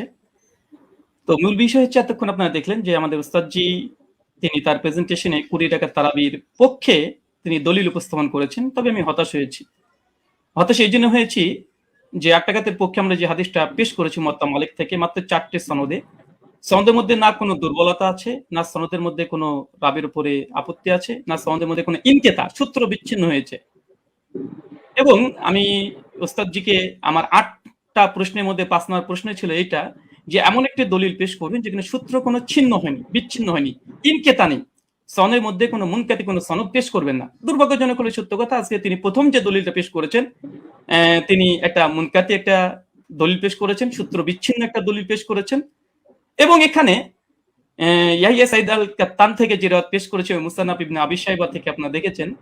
তো এখানে মুসান্নাফ ইবনে আবি শাইবাতে ইয়াহিয়া সাইদ আল কাত্তান তিনি দাবি করছেন বা বলছেন ইবনে ইয়াজিদ থেকে যে ওমর রাদিয়াল্লাহু তাআলা জামানায় 20 টাকা তারাবির আদেশ দিয়েছে। আমার প্রশ্ন আবারও 9 নম্বর প্রশ্ন একটা যোগ হয়ে গেল। কাকে আদেশ করেছে? কাকে নাম বলতে হবে। মুয়াত্তা মালিকের রিওয়ায়াতে পরিষ্কারভাবে আছে। কাকে আদেশ করেছিলেন? 8 টাকাতের পক্ষে ওমর বিন খাত্তাব, সেটা হচ্ছে উবাই বিন কাব আর তামিম আদ-দারিকে। উস্তাদজি যে 20 রাকাতের আদেশের ওমর বিন খাত্তাব থেকে নিয়ে এসেছে, প্রথম তো সনদটা ইনকেতা আছে, সূত্র বিচ্ছিন্ন। ওমর বিন খাত্তাবের রাদিয়াল্লাহু তাআলা জামানা পর্যন্ত ইয়াহিয়া সাইদ আল কাত্তান তিনি পান নাই। আর দ্বিতীয়ত এই হাদিসের মধ্যে আমার দ্বিতীয় একটা প্রথম আর একটা প্রশ্ন যুক্ত হয়ে যায় যে এখানে কাকে নির্দেশ দিয়েছে, কোন সাহাবীকে, সাহাবীর নাম বলতে হবে। এই পয়েন্টটাকে নোট করে আমি রিবাটল সেশনে উস্তাদজির কাছে জবাব আমি আশা করছি। আমি অবাক হয়েছি, দ্বিতীয় অবাক হচ্ছে এটা যে আমার উস্তাদজি তিনি হাদিসটা মুরসাল হকে অস্বীকার করলেন এবং তিনি সঙ্গে সঙ্গে কথা বললেন যারা মুরসাল বলে তারা নাকি জ্ঞান পাপী বা জ্ঞান অল্প স্বল্প বুদ্ধি যারা আছে তারাই নাকি এই হাদিসটাকে ইনকেতা বলে। চলেন এই হাদিসের প্রথমত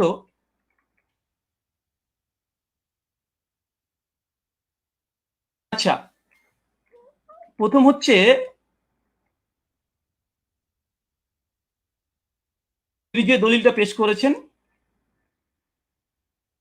মুনকাতি হাদিস, এই হাদিস নাকি মুরসাল তিনি অস্বীকার করেছেন, ইনকারে সনদ বিচ্ছিন্ন। অথচ আমরা দেখছি দেখেন এটা হচ্ছে আসরুস সুনান, আল্লামা নিমবি হানাফি তার একটি কিতাব, তার আসরুস সুনানের 779 নম্বর হাদিসে দেখেন ইয়াহিয়া সাইদ থেকে ওই রিওয়ায়াতটা এসেছে যেটা উস্তাদ জি মুসান্নাফ ইবনে আবি শাইবা থেকে পড়েছেন।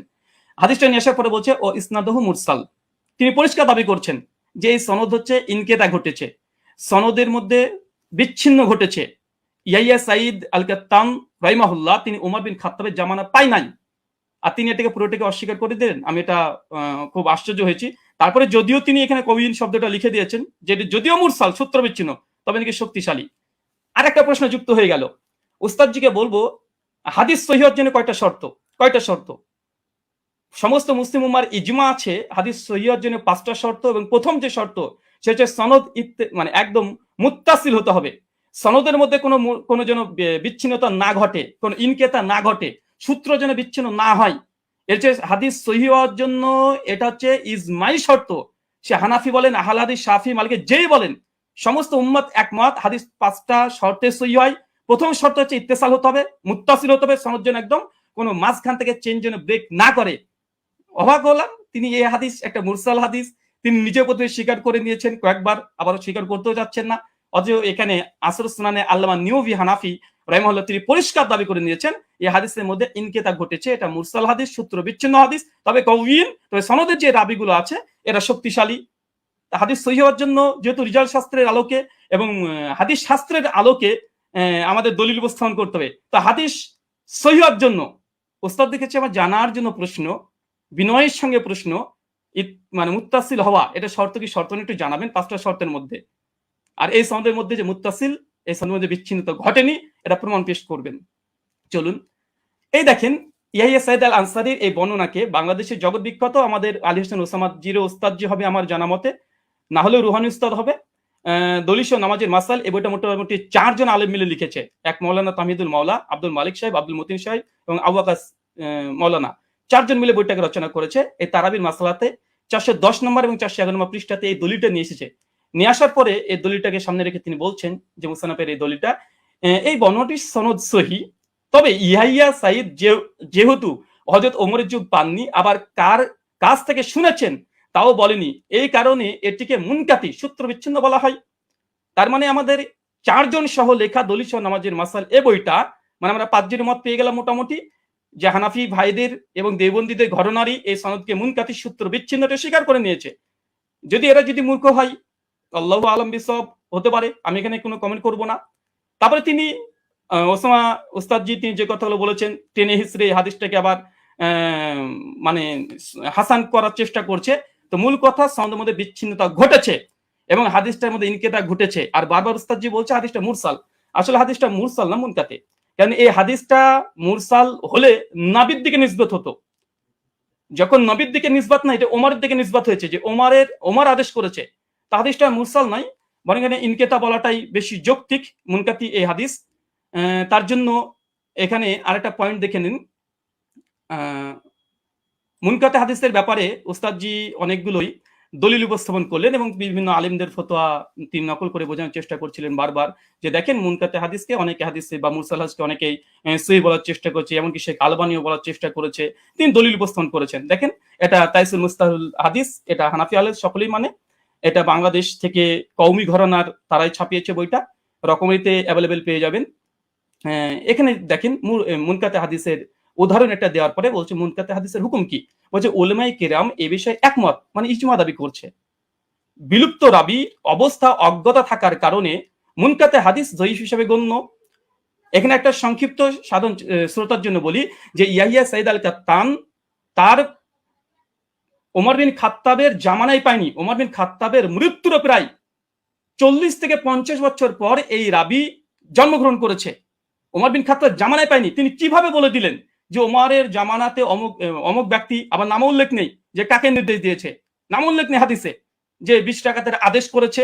এখন যদি কেউ দাবি করে যে পাকিস্তানি আমলে ব্রিটিশদের সঙ্গে অমুক ব্যক্তি এবিসি ও দালালি করেছে, আজকের যুগের কোনো মানুষ যদি দাবি করে দেয়, হয়তো তার যুগও আমি পাইনি, পাকিস্তানি আমল আমি পাইনি, যে দাবি করে দেয়, এ দাবিটা কেমন যৌক্তিক হতে পারে? ঠিক এই হাদিসের সঙ্গে সেটাই ঘটেছে। যিনি বর্ণনা করছেন ওনার সঙ্গে ওমর বিন খাত্তাবের জামানায় তিনি পাননি। ওমর বিন খাত্তাবের মৃত্যুর প্রায় 40 থেকে 50 বছর পর এই ব্যক্তি জন্মগ্রহণ করা হচ্ছে। আর মুনকাতে হাদিসের, এটা মুস্তালাহুল হাদিসের স্পষ্ট দলিল এখানে বিদ্যমান, যে মুনকাতে হাদিস এটা জয়ীফ হয়।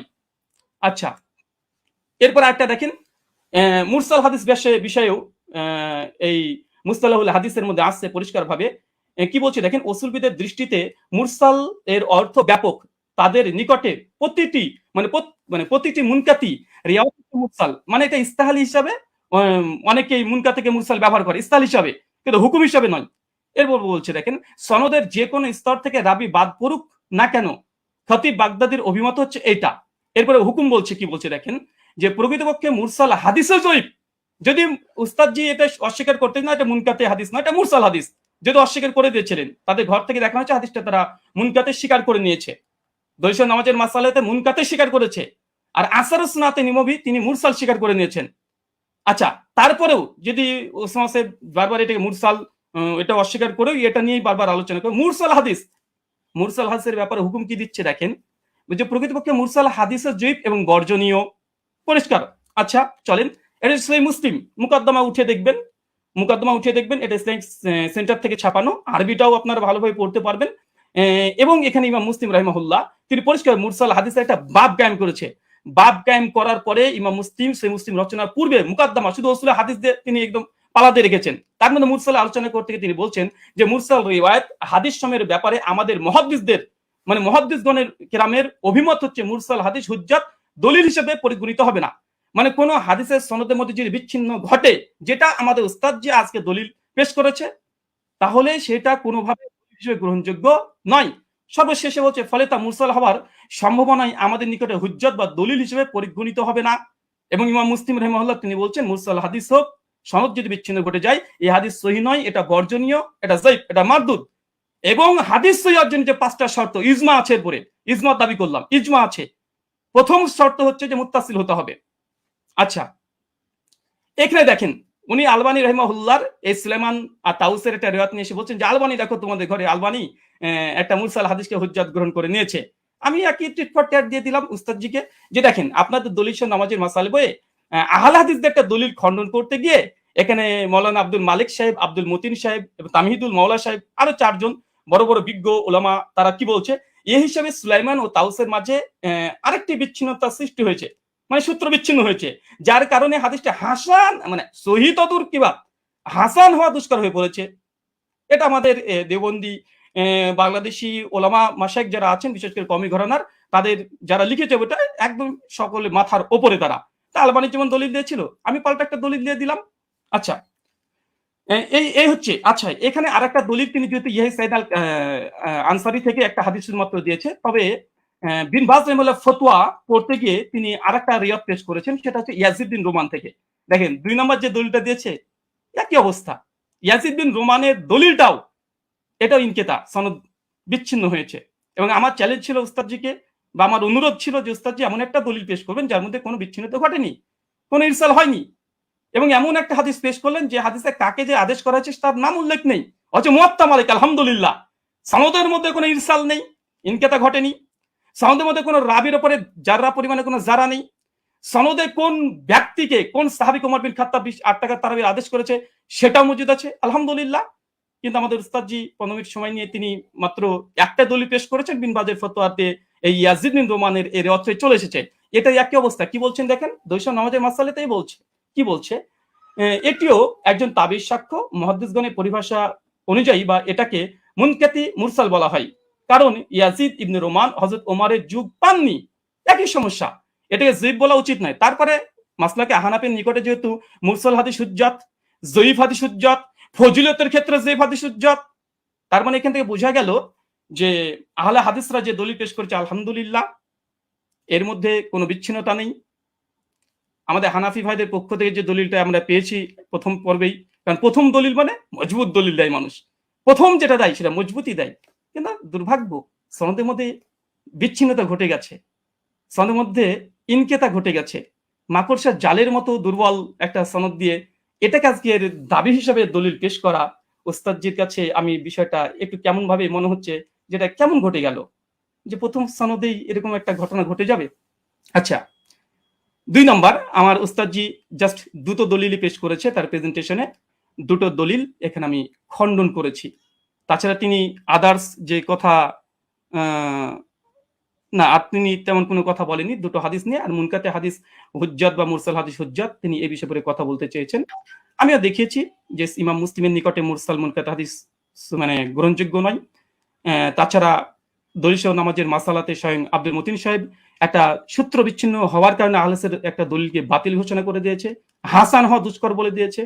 আর তৃতীয়ত মুস্তালাহুল হাদিসের গ্রন্থে যেগুলো লেখা আছে যে মুনকাতে হাদিস বা মুরসাল হাদিস সূত্র বিচ্ছিন্নতা হওয়ার কারণে কার কাছ থেকে শুনেছে এটা যেহেতু আমাদের কাছে জানা নেই, এই জন্য এই হাদিসটা মুহাদ্দিসদের নিকটে এটা যঈফ, এটা মারদুদ।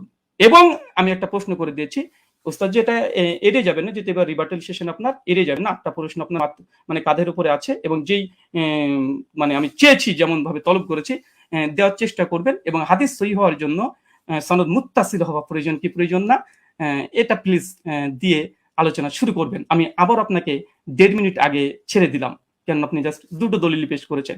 শুকরিয়া, ধন্যবাদ, জাযাকাল্লাহ খায়রান, বারাকাল্লাহ ফিকুম। জি ব্রাদার রাহুল হোসেন, আপনাকে অনেক অনেক ধন্যবাদ। খণ্ডন পর্বে আপনি আপনার প্রথম আলোচনাটি শেষ করেছেন, যথাসময়ে শেষ করেছেন এবং আগেই শেষ করেছেন। যেহেতু আমি চলে যাব খণ্ডনের দ্বিতীয় আলোচক যিনি মুফতি শেখ আলী হাসান ওসামা আপনার কাছে, এবং আপনি বললে আমি আপনার টাইমটা শুরু করে দেব। জি, একটু দর্শকদের উদ্দেশ্যে বলবো, দর্শক যারাই দেখছেন অবশ্যই প্রোগ্রামটি শেয়ার করে অন্যকে দেখার জন্য সুযোগ করে দিবেন ইনশাআল্লাহ। জি, আলী হাসান ওসামা আপনার কাছে যাচ্ছি,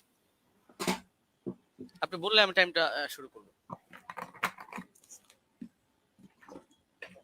জি, শোনা যাচ্ছে আমাকে? হ্যাঁ, আপনাকে ক্লিয়ার শোনা যাচ্ছে। আচ্ছা, জি, শুরু করতে পারেন। জি, 7, 8, 9, 10 সেকেন্ড। জি, ওকে। হামিদান ওয়া মুসাল্লিয়ান ওয়া মুসাল্লিমা আম্মা বাদ। শাস্ত্রীয় ব্যক্তি ছাড়া আসলে শাস্ত্রীয় আলোচনাটা একটু জটিল ব্যাপারই, যে যতটুকু পরে তার আলোকে গোটা দুনিয়াটাকে মূল্যায়ন করে। তো আমরা যে আলোচনাগুলো করেছি সবগুলো শাস্ত্রীয় মূলনীতিকে উনি এড়িয়ে গিয়ে আমাদের ব্রাদার রাহুল ভাই তিনি হলো অন্যান্য এদিক সেদিকের কথা টেনে, এবং মজার একটা ব্যাপার হলো উনি কি বলবেন আমরা মোটামুটি সবই এক থেকে আইডিয়া করতে পেরেছি, লেকিন আমি যেগুলো বলেছি এটা হয়তো ওনার আনকমন পড়ে গেছে, উনি যার কারণে বিষয়গুলো স্কিপ করে গেছেন। হাতে সময় ছিল তিনি খণ্ডন করতে পারতেন, তো কি কি স্কিপ করেছেন আর এই খণ্ডন পর্বে যে অসঙ্গতি গুলো বলেছেন এটা নিয়ে তো আমি নেক্সট পর্বে আলোচনা করবো। আগে ওনার কেস প্রেজেন্টেশনের মধ্যে উনি যে কথাগুলো বলেছেন আমরা সেটার মূল্যায়নে আসি। একটা কথা তো তিনি গর্বের সাথে বললেন যে হাদিস সহিহ হওয়ার জন্য 5টা শর্তের ব্যাপারে ইজমা আছে, যে অবশ্যই একমত, ইজমা আছে। তো যার কারণে 3টা জিনিস দেখতে হয় সনদে, 2টো জিনিস দেখতে হয় মতনের মধ্যে, অর্থাৎ মূল টেক্সটের মধ্যে। আপনি দীর্ঘ 15 মিনিট নিয়ে খুব গর্বের সাথে বুক ফুলিয়ে ফুলিয়ে অনেকগুলো কিতাবের রেফারেন্সের আলোকে আপনি শুধু সনদের সৌন্দর্য তুলে ধরেছেন, একেবারে কি কি ফজিলত আছে এটা তুলে ধরেছেন, মতনের বিষয়টা স্কিপ করে গিয়েছেন, আর প্রশ্ন তো কিছু ছড়িয়ে দিয়েছেন। তো আমরা কিছু প্রশ্নের জবাব আমাদের কথার মধ্যে অটো চলে আসবে, বাকিগুলো আমরা আলোচনায় আনবো যেগুলো প্রাসঙ্গিক। আচ্ছা, এখন আমরা আগে মূল আলোচনায় আসি। একটু বোঝার সুবিধার্থে একটু কথাটা শুরু থেকে টানি। ওমর রাদিয়াল্লাহু তাআলা আনহু থেকে তারাবির রাকাত সংখ্যার বর্ণনাকারী 6 জন রয়েছেন। এর মধ্যে একজন তো সাহেব বিন ইয়াজিদ রাদিয়াল্লাহু তাআলা আনহু, আমরা তার প্রসঙ্গে আসছি। আর এছাড়াও আরো বাকি 5 জন রয়েছেন, যাদের 5 জনের প্রত্যেকেই সংখ্যাটা তারাবির রাকাত সংখ্যা 20 বলে উল্লেখ করেছেন। ইয়াজিদ বিন রুমান তিনি 23 বলেছেন, বেতের সহ মুয়াত্তা মালিকে আছে। আব্দুল আজিজ বিন রুফাই 20 বলেছেন, মুসান্নাফ ইবনে আবি শাইবা আছে। উবাই বিন কাব 20 বলেছেন, মুসনাদে আহমদ বিন মানিতে আছে। ইয়াহইয়া ইবনে সাঈদ 20 বলেছেন, আমরা আগে উল্লেখ করেছি। মুহাম্মদ বিন কাব কুরাজি 20 বলেছেন, কিয়ামুল লাইল মারওয়াজির মধ্যে আছেন, ইত্যাদি। এখন বাকি থাকলো শুধু সাহেব বিন ইয়াজিদের কথা। সাহেব বিন ইয়াজিদ থেকে তার 3 জন শাগরেদ এই বিষয়ক হাদিস বর্ণনা করেছেন। একজন হল ইয়াজিদ বিন খুসাইফা, তিনিও 20 বর্ণনা করেছেন, সুনানে কুবরা বাইহাকিতে আছে। দ্বিতীয় হারিস বিন আব্দুর রহমান বিন আবি যুবাব, তিনি 23 বর্ণনা করেছেন, অর্থাৎ বেতের সহ, এটা মুসান্নাফে আব্দুর রাজ্জাকে আছে। আর 3 নম্বর হলো মোহাম্মদ বিন ইউসুফ, যে সূত্রটা টেনে তিনি গর্বের সাথে বলেছেন যে একমাত্র আমরা একটা দলিল দিলাম, বাকি দলিলগুলো আমরা পরে আনবো। বাস্তব কথা হলো ওমর রাদিয়াল্লাহু আনহু 11-র আদেশ করেছেন এই মর্মে, অন্য কোনো বিশুদ্ধ দলিল তিনি আদৌ আনতে পারবেন কিনা এটাই চিন্তার বিষয়। তো এখন যে মোহাম্মদ বিন ইউসুফ সূত্রে তিনি আনলেন, সেই মোহাম্মদ বিন ইউসুফ থেকে এই সংক্রান্ত হাদিসটা বর্ণনা করেছেন 5 জন। এখন 5 জনের মধ্যে রেওয়ায়েতে কারোর সাথে কারোর মিল নেই, এক একজন এক এক ভাবে রেওয়ায়েত করেছেন। এর মধ্যে সবচেয়ে মজার বিষয় হলো তিনি যে সনদটা এনেছেন, এখানে তো ইমাম মালিক রাহমাতুল্লাহ আলাইহি তার সূত্রে বয়ান করেছেন 11 রাকাত, এরকম আরো 2-1টা বর্ণনা আছে। কিন্তু দেখা যাচ্ছে মোহাম্মদ বিন ইসহাক রাহমাতুল্লাহ আলাইহি তিনি বর্ণনা করেছেন এই মোহাম্মদ বিন ইউসুফ থেকে 13 রাকাতের কথা, যেটা মুসনাদে আহমদ বিন মানিতে আছে। এছাড়া দাউদ বিন কায়েস রাহমাতুল্লাহ আলাইহি তিনি এবং আরো অনেকে 21 রাকাতের কথা বর্ণনা করেছেন, যেটা মুসান্নাফে আব্দুর রাজ্জাকে বিশুদ্ধ সনদে আছে। যদি এটা সনদ নিয়ে চ্যালেঞ্জ করেন আমরা তাহলে সনদের আলোচনায় আসবো। তো দেখা যাচ্ছে মতনের মধ্যে মিল নেই, মতনের মধ্যে এখানে সমস্যা বিদ্যমান। সব শাগরেদরা বলছে একভাবে, কিন্তু মোহাম্মদ বিন ইউসুফ থেকে এসে দেখা যাচ্ছে যে এখানে সনদের মধ্যে যদিও যারা বয়ান করেছেন সনদের বিশুদ্ধতা আছে, এটা নিয়ে আমি আপত্তি করছি না, কিন্তু হাদিস সহিহ হওয়ার জন্য যদি 5টা শর্ত, শুধু সনদ ঠিক থাকলে হবে না। এমন বহুত হাদিস আছে সনদ সুন্দর, কিন্তু তার ইসের মধ্যে, মতনের মধ্যে সমস্যা আছে। তো এখানে মতনের মধ্যে যে ঝামেলাটা হয়েছে এটাকে ইস্তেরাব বলে। ইস্তেরাব মানে হলো যে কোথায় 21 রাকাতের কথা আর কোথায় হলো 11 রাকাতের কথা, আবার কোথায় 13 রাকাতের কথা। যদিও 13 নিয়ে একটা ব্যাখ্যা ওনারা দাঁড় করানোর চেষ্টা করেন ধারণা প্রসূত ভাবে, তো সেটা আপাতত বাদই দিলাম। তো 21 রাকাত আর 11 রাকাত সম্পূর্ণ ভিন্ন কথা, কিন্তু মূল বর্ণনাকারী একজন। তো এখন হাদিসের মধ্যে যদি ইস্তেরাব করে দেওয়া হয় তাহলে হাদিসটা দুর্বল হয়ে যায়। এটা তাদরিবুর রাওয়ি বিশরহি তাকরিবুন নাওয়াবী পৃষ্ঠা 133 এর মধ্যে স্পষ্টভাবে লেখা আছে, ইস্তেরাব ইউজিবু দাফাল হাদিস। তাহলে স্পষ্ট এটা যে এখানে বর্ণনাকারী যারা রয়েছেন তারা যদিও সহি মানের, কিন্তু মতনের মধ্যে মুস্তারিব ইস্তেরাব থাকার কারণে হাদিসটা গর্বের সাথে যদিও সহি বলার চেষ্টা করছেন, কিন্তু হাদিসটা মতনগত কারণে এটা সহি না, বরঞ্চ এটা যায়িফ হাদিস। এটা হেলাউ সুনানের মধ্যে 7ম খন্ড 145 146 স্পষ্টভাবে লম্বা চওড়া আলাপ আছে। শেখ জাফর আহমদ উসমানী রাহমাতুল্লাহ আলাইহি লিখেছেন, হাদা আসারুল মুস্তারিবুল মাতনি উখতুলিফা ফীহি আলা মুহাম্মদ ইবনে ইউসুফ। বলতে বলতে তিনি গিয়ে শেষে জানাচ্ছেন, ওয়াহাদা ইখতিলাফুন ইউসকিতুল ইহতিজাজ বিল আসার। এই জাতীয় ইখতিলাফ থাকলে এটা আসর দিয়ে আর দলিল দেওয়া যায় না, এটা দলিল অযোগ্য হয়ে যায়। তো এখানে ভুলটা কে করেছেন? ভুলটা মূলত ইমাম মালিকও করেননি, ইয়াহইয়া বিন সাঈদ ফাত্তানও করেননি। ভুলটা হয়েছে এখানে, অসঙ্গতিটা প্রকাশ পেয়েছে মোহাম্মদ বিন ইউসুফ থেকে। যদিও তিনি উচ্চ পর্যায়ের রাবী, কোনো সন্দেহ নেই, কিন্তু এক এক সময় তিনি এক এক ভাবে বয়ান করেছেন। তো যার কারণে জিনিসটা এটা দুর্বলের প্রমাণিত হয়ে গিয়েছে। আচ্ছা, দ্বিতীয় পয়েন্ট হলো যে হাদিসের বর্ণনাকারী যারা, তাদের আমলই তো এর খেলাফ। ইমাম মালিক রাহমাতুল্লাহ আলাইহির আমল দেখা যাচ্ছে যে তিনি 8 রাকাতের পক্ষে না। সাহেব বিন ইয়াজিদ তার আমলও এর খেলাফ। একইভাবে যাকে আদেশ করেছেন বলে তিনি উল্লেখ করলেন যে দুজনের নামের মধ্যে উবাই বিন কাব রয়েছে, উবাই বিন কাবের ব্যাপারেও আছে যে না, তার আমলও এর খেলাফ। ইমাম মালিক রাহমাতুল্লাহ আলাইহি প্রসঙ্গে লম্বচড় আলোচনা করা যাবে তার মাযহাবের সরাসরি তার শাগরেদদের রেফারেন্স দিয়ে। এবং এর বাইরে যে মতগুলো প্রচারিত আছে, মূলত আমি সহজে বলে দিই যে তার থেকে 2টা মত আছে, এক হলো 20 রাকাতের কথা, এক হলো 36 রাকাতের কথা। 20 রাকাতের কথা ইমাম ইবনে আব্দুল বার রাহমাতুল্লাহ আলাইহি নকল করেছেন, এবং তার মাযহাবের কোন কোন কিতাব যেমন দুসুকের মধ্যে আনোয়ারে সাতিয়ার মধ্যে এটা আছে। বাকি 36 রাকাতের কথাটাই তার থেকে সবচেয়ে বেশি প্রসিদ্ধ এবং মুতাবার। তাহলে দেখা যাচ্ছে যে তার আমলের ব্যতিক্রম। এটা বিদায়াতুল মুস্তাহিদ 1 নম্বর খণ্ড 214 নম্বর পৃষ্ঠা উদাহরণ হিসেবে দেখা যেতে পারে। আরো প্রচুর রেফারেন্স আছে, প্রয়োজন হলে আমরা দেব। আচ্ছা, দ্বিতীয়ত হলো সাইদ বিন ইয়াজিদের আমল যে খেলাফ, এটা হলো বাইহাকি মারিফাতুস সুনান ওয়াল আসার কিতাবে 4th খণ্ড 42 নম্বর পৃষ্ঠা 5409 নম্বর রিওয়ায়েতে আছে। عن سعيد بن يزيد قال كنا نقوم في زمان عمر بن الخطاب ب20 ركعة والوتر। আমরা ওমরের জামানায় 20 রাকাত তারাবি পড়তাম এবং আমরা বেতন নামাজ আদায় করতাম। তাহলে দেখা যাচ্ছে তার আমলও এর খেলাফ। একইভাবে যাকে আদেশ করলেন সে উবাই বিন কাবের আমলও ছিল এর খেলাফ। এটা আল হাদিসুল মুখতারা জিয়া মাকদিসের গ্রন্থ 1161 নম্বর রিওয়ায়াত, সেখানে স্পষ্ট আছে আন উবাই ইবনে কাব আন্না উমারা আমারা উবাইয়ান আন ইউসাল্লিয়া বিন নাস ফি রমাদান। এই হাদিসের শেষে গিয়ে স্পষ্ট আছে ফাসাল্লা বিহিম 20 রাকাতান, তিনি মানুষদেরকে নিয়ে 20 রাকাত নামাজ আদায় করলেন। তাহলে এটা তো সম্ভব না, খলিফা তাকে আদেশ দিবে একটা আর তিনি খলিফার আদেশ লঙ্ঘন করে করবেন আরেকটা। তার মানে খলিফার আদেশই ছিল 20 রাকাত। তবে এটা মোহাম্মদ বিন ইউসুফ বলতে গিয়ে একাধিক জায়গায় এক এক রকম বলেছেন, এক জায়গায় তার থেকে কখনো 11 রাকাতের কথা এসেছে। আচ্ছা, মুসান্নাফে আব্দুর রাজ্জাক গ্রন্থের মধ্যে উবাই বিন কাবের এই রিওয়ায়াত আছে 7730 নম্বর হাদিস। সেখানেও দেখা যাচ্ছে যে আন্না উমর জামা আন-নাস ফি রমাদান আলা উবাই ইবনে কাব ওয়া আলা তামিম আদ-দারি আলা 21 রাকাতান। ওমর রাদিয়াল্লাহু আনহু উবাই বিন কাব এবং তামিম দারিকে মানুষকে নামাজ পড়ানোর দায়িত্ব দিয়েছেন 11 রাকাত 21 রাকাত। তাহলে এখানেও দেখা যাচ্ছে যে দাবিগুলো মিলছে না। তো এই জিনিসটা ব্রাদার রাহুল মানুক বা না মানুক ইমাম ইবনে তাইমিয়া রাহিমাহুল্লাহ মেনে নিয়েছেন। ثبت أن أبي بن كعب كان يقوم بالناس 20 ركعة في قيام رمضان ويوتر بثلاث। এটা প্রমাণিত যে উবাই বিন কাব রাদিয়াল্লাহু আনহু তিনি মানুষদেরকে নিয়ে রমাদানুল মুবারকের তারাবিতে 20 রাকাত নামাজ পড়তেন এবং 3 রাকাত বেতের আদায় করতেন। তাহলে ইমাম ইবনে তাইমিয়া রাহিমাহুল্লাহর বক্তব্য দ্বারা স্পষ্ট হয়ে যাচ্ছে। তো একটা মূলনীতি হলো, যদি বর্ণনাকারীর আমল তার বর্ণনার খেলাফ হয় তাহলে এর দ্বারা বোঝা যায় যে বর্ণনাটি আসলে এতে দুর্বলতা রয়ে গিয়েছে। আমলুর রাওয়ি আও ফাতওয়াহু বিখিলাফিল হাদিস আল্লাযী রাওয়াহু ইসকিতুল ইহতিজাজ বিল হাদিস। এটা আমরা যেহেতু সময় কম আমরা শুধু রেফারেন্স গুলো দিয়ে দিচ্ছি, আপনারা ক্রস চেক দিয়ে নিতে পারেন। কাশফুল আসরার 3 নম্বর খণ্ড 63 পৃষ্ঠা, উসুলুস সারাখসি 2 নম্বর খণ্ড 5 নম্বর পৃষ্ঠা, আল কাফি 3 নম্বর খণ্ড 1354 পৃষ্ঠা, আল ফুসুল ফিল উসুল 3 নম্বর খণ্ড 203 নম্বর পৃষ্ঠা, আত তাকরীর ওয়া তাহদীব 2 নম্বর খণ্ড 266 পৃষ্ঠা, আত তাওবীহ 2 নম্বর খণ্ড 25 নম্বর পৃষ্ঠা, ফাওয়াতিহুর রাহমুদ 2 163, কাওয়াইদ ফি উলুমিল হাদিস 202 নম্বর পৃষ্ঠা, শারহুল মানাব 661, আল বাহরুল মুহিত 3 নম্বর খণ্ড 246 পৃষ্ঠা, আল ইহকাম বিল আমিদি 2 নম্বর খণ্ড 165 নম্বর পৃষ্ঠা। এমনকি গায়রে মুকাল্লিদ আলেম শেখ ইব্রাহিম শিয়ালকোটি রাহিমাহুল্লাহ তিনিও এটা স্পষ্ট স্বীকার করেছেন ইনারাতুল মাসাবি গ্রন্থে, যেটা তারাবি শীর্ষক 29 নম্বর পৃষ্ঠায়। अगर रावी का अमल उसकी रिवायत के खिलाफ हो तो उसकी रिवायत काबिल अमल ना होगी। স্পষ্ট কথা। 3 নম্বর পয়েন্ট হলো 20 রাকাত তারাবির বিষয়টা তো উম্মতের তাআমুল, উম্মতের ঐকমত্যের দ্বারা প্রমাণিত।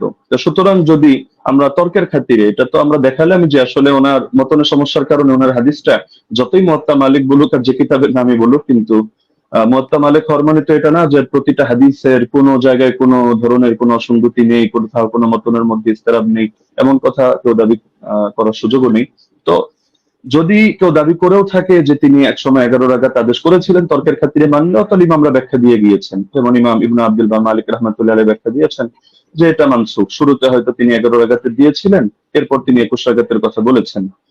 এটা আল ইস্তিযকার 2 নম্বর খণ্ড 68 নম্বর পৃষ্ঠায় আছে। একইভাবে ইমাম বাজি রাহিমাহুল্লাহ তার মন্তব্য একই, আল মুনতাকা 2 নম্বর খণ্ড 208 নম্বর পৃষ্ঠা। ইমাম আদাউই, ইমাম ইবনে হাবিব তারাও বলে গিয়েছেন, যেটা হাশিয়াতুল আদাউই আলা কিফায়াতুত তালিব 1 নম্বর খণ্ড 353 নম্বর পৃষ্ঠার মধ্যে বিদ্যমান আছে। মজার বিষয় হলো এই কারণেই ব্রাদার রাহুল যে মত পোষণ করুক না কেন, 4 মাযহাবের কেউই 8 রাকাত সুন্নাত হওয়ার ফতোয়া প্রদান করেননি। তো যার কারণে 4 মাযহাবের 4 ইমাম যখন আপনারা 20 রাকাতের মতামত দিচ্ছেন, বিশেষ করে ইমাম মালিক থেকে 2টা মত আছে, 20 আছে 130 আছে, লেকিন এটা তো স্পষ্ট 8 এর কথা কেউ বলছেন না।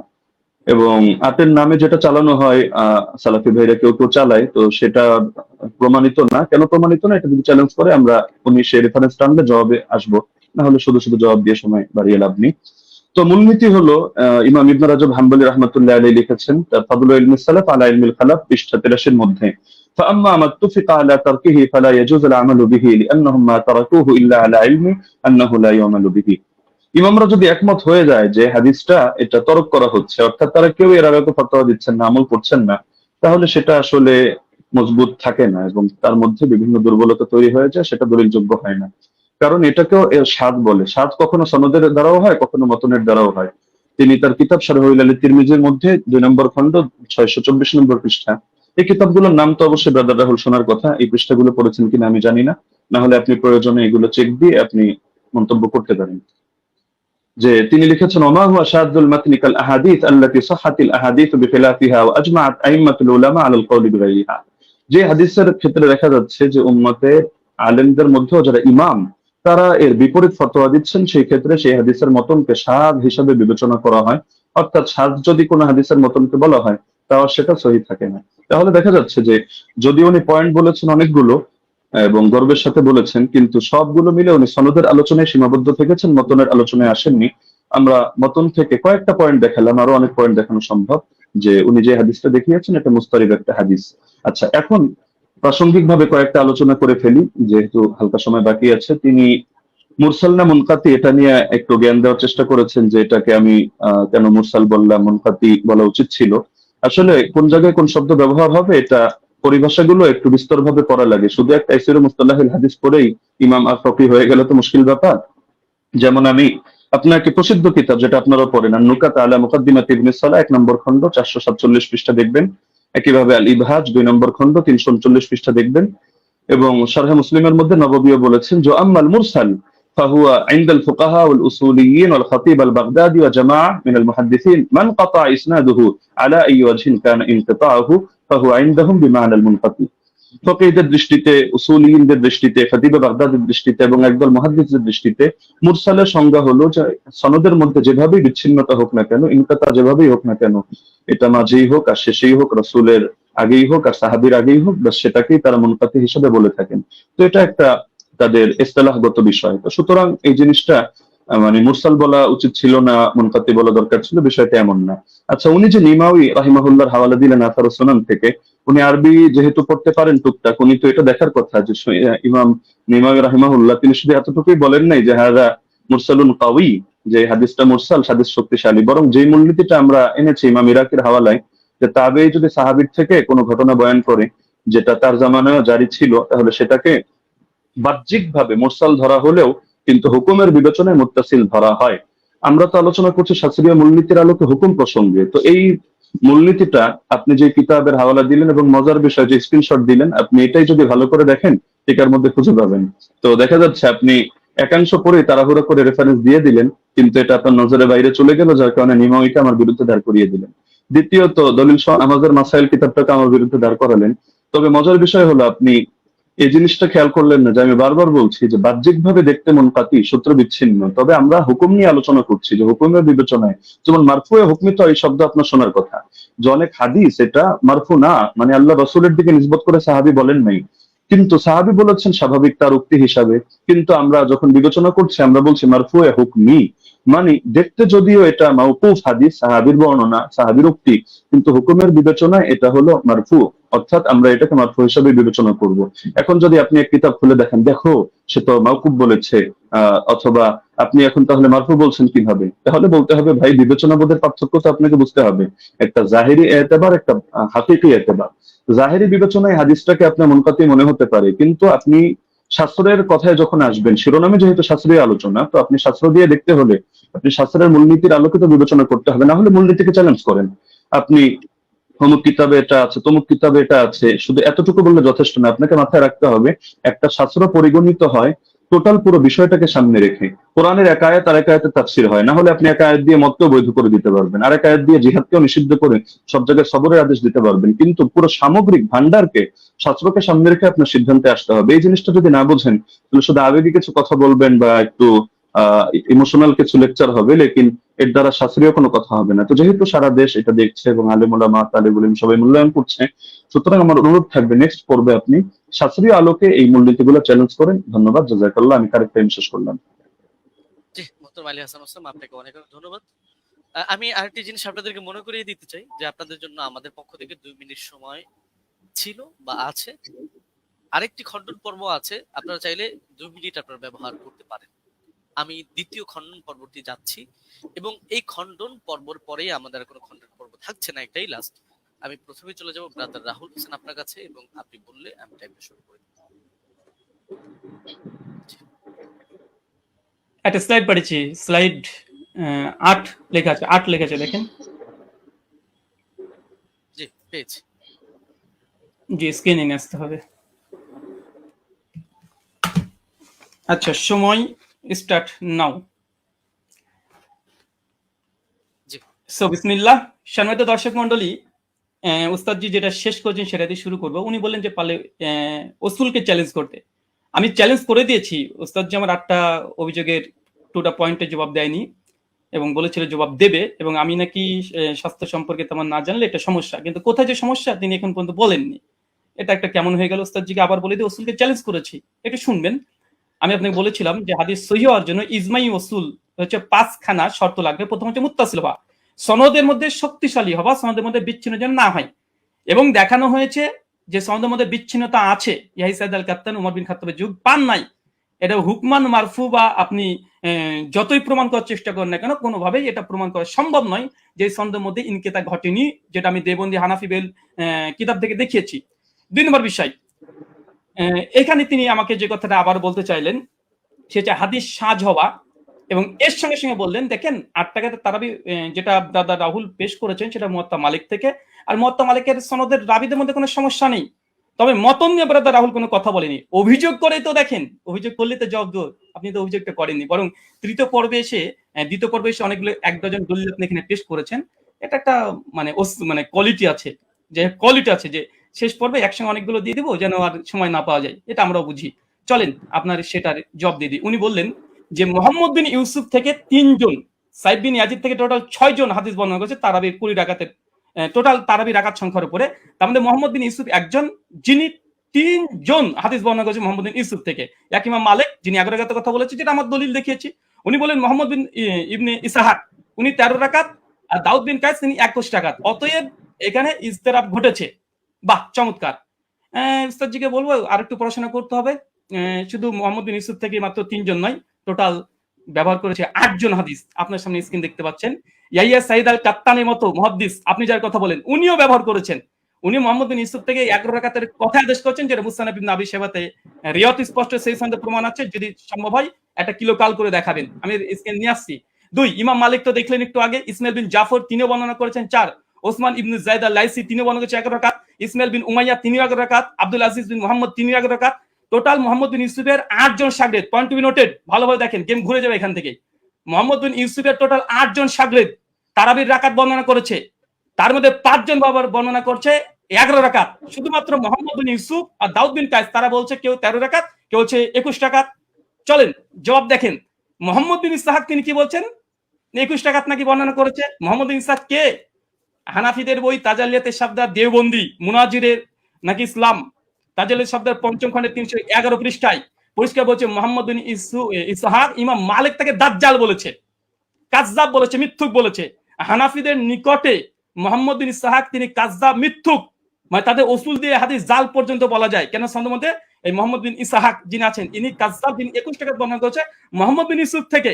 তাই মোহাম্মদ বিন ইউসুফের 5 জন শাগরেদ বলছে 11 রাকাত, আর একজন কাযযাব রাবী দেওবন্দীদের দাবি অনুযায়ী তিনি বলছেন যে না 13 রাকাত। অতএব এই হাদিস সহিহ নয়, এটা হানাফিদের উসুল্লাহ প্রমাণিত। চলেন এটা যদি সন্তুষ্ট না হয়, দলিল সহ নামাজের মাসাইল 144 নম্বর পৃষ্ঠাতে মাওলানা আব্দুল মতিন সাহেব তিনিও এখানে এই 21 রাকাতে বর্ণনাকারী যিনি আছেন তার নাম মোহাম্মদ ইবনে ইসহাককে যঈফ এবং দুর্বল বলছে। স্ক্রিন আপনার সামনে লক্ষ্য করেন। 3 নাম্বার, জাস্টিস তাকি উসমানী একটা উসুল দিয়েছে, আলহামদুলিল্লাহ উসুল দিয়েছে। উসুলকে চ্যালেঞ্জ করেন, তাকি উসমানী রসুলকে চ্যালেঞ্জ করেন। কি বলছে দেখেন, দারসে তিনি 2 খণ্ডের 93 পৃষ্ঠা তিনি বলছেন মোহাম্মদ ইবনে ইসহাক রাহিমাহুল্লাহ মাকহুলের ছাত্র, তার সম্পর্কে পেছনে বলা হয়েছে যে তার একক বর্ণনা সন্দেহযুক্ত। তাহলে মোহাম্মদ বিন ইউসুফ যদি একাকী কোনো রিয়াত বর্ণনা করে সেটা সন্দেহযুক্ত। আর তাজালিয়াতের শাবদারে বলছে মোহাম্মদ বিন ইসহাক হচ্ছে কাযযাব, যিনি 21 রাকাতে বর্ণনা করেছে। তাই ইমাম মালিক যে 11 রাকাতে বর্ণনা করেছে এটাই সহিহ, বরং মোহাম্মদ বিন ইসহাকের 13 রাকাতে বর্ণনা এটাই সহিহ। কোথা থেকে কি দিয়ে দিয়েছে চলেন এরপর কি বলছেন। দাউদ বিন কায়েসের হাদিস দিয়ে তিনি ইজতিরাবের দাবি করেছে। ওই উস্তাদজিকে আমি প্রথম পর্বে চ্যালেঞ্জ করেছিলাম যে ইজতিরাবের সংজ্ঞা কি পেশ করবেন, আর সেই সংজ্ঞাকে সামনে রেখে এই হাদিসকে আপনাকে ইজতিরাব দাবি করতে হবে। কারণ ইজতিরাবের একটা সংজ্ঞার মধ্যে এটাও পড়ে যে দুটো হাদিস সেম সমপরিমাণের সহিহ হতে হবে, চেন অফ ন্যারেশন। মুয়াত্তা মালিকের যে গোল্ডেন চেন সিলসিলাতুল জাহাব একটা দলিল পেশ করেন, আলহামদুলিল্লাহ এখন মতো আসবে না।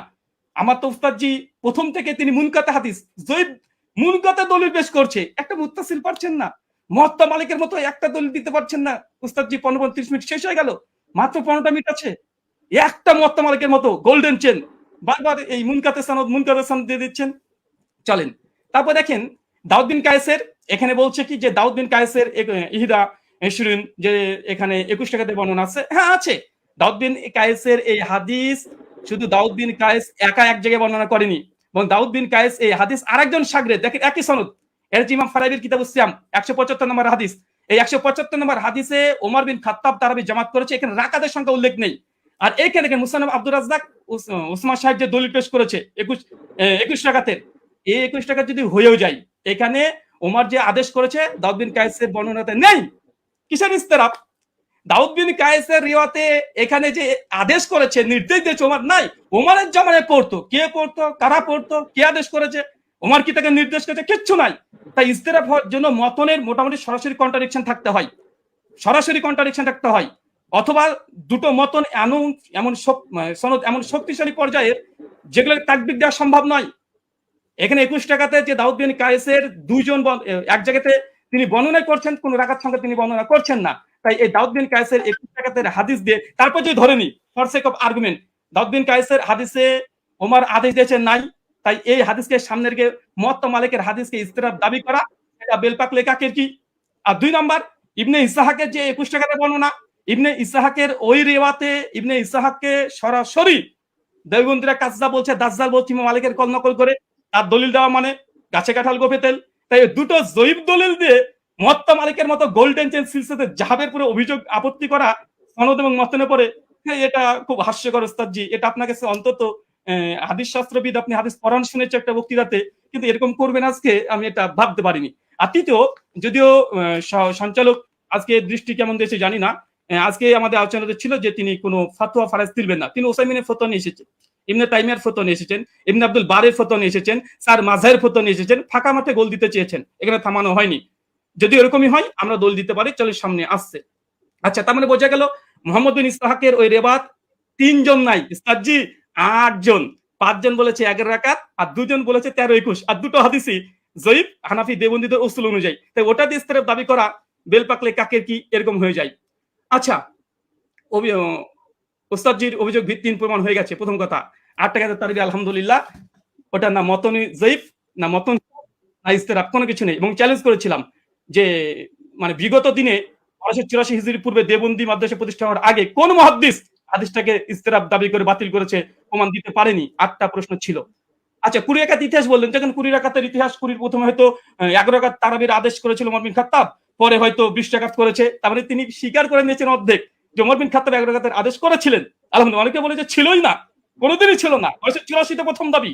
দলিল নামাজের মাসালে কি বলছে দেখেন, ওমর বিন খাত্তাব 11 রাকাত তারাবির আদেশ করেছে, পরবর্তী সময় মানুষেরা 20 রাকাত পড়েছে, ওমরের আদেশে পড়েছে, দেখাতে পারবেন ইনশাআল্লাহ। দেখা দলিল নামাজের মাসালেও তো আছে, ইমাম বাইহাকির ওই কলটা নকল করেছে, যেটা উস্তাদজি ওমর বিন খাত্তাব 11 রাকাতের আদেশ করেছিলেন, কিন্তু পরবর্তী সময়ে কিরাত ভারী হওয়ার কারণে তার রাকাত সংখ্যাকে বাড়িয়ে দিলেন, কিরাতকে কমিয়ে দিলেন। তো মানুষজন, জনগণ তারা ওমরের আদেশে নয়, ওমরের আদেশে নয়, কে বা কারা তারা 20 টাকা চালু করেছিল ওমরের জামানায়, কিন্তু ওমরের আদেশে নাই। ওমরের আদেশে কত রাকাত? তোমাদেরকে 11 রাকাত, স্পষ্ট প্রমাণ। এখানে দেখেন মালিকি মাযহাবের ইমাম হাবিব মালিকি দলিল নামাজের মাসাল থেকে দেখাচ্ছে যেন একটু পুষ্টিকর বেশি হয় তথ্যগুলো। কি বলছে দেখেন, যে প্রথমে 11 রাকাতই ছিল, মানে ওমরের আদেশ 11 রাকাতই ছিল, কিন্তু তারা কিরাত লম্বা করতেন, ফলে ভারী ঠেকতো। পরে তারা রাকাত সংখ্যা বাড়ালেন, মানে ওমরের আদেশে নয়, জনগণ এমনি বাড়িয়েছে, রাকাত বাড়িয়ে দিয়েছে, কিরাত ছোট করে দিয়েছে, তাই ওটা বাতিল। তিনি বললেন যে ইমাম মালিক ছাড়া নাকি কেউ করেনি।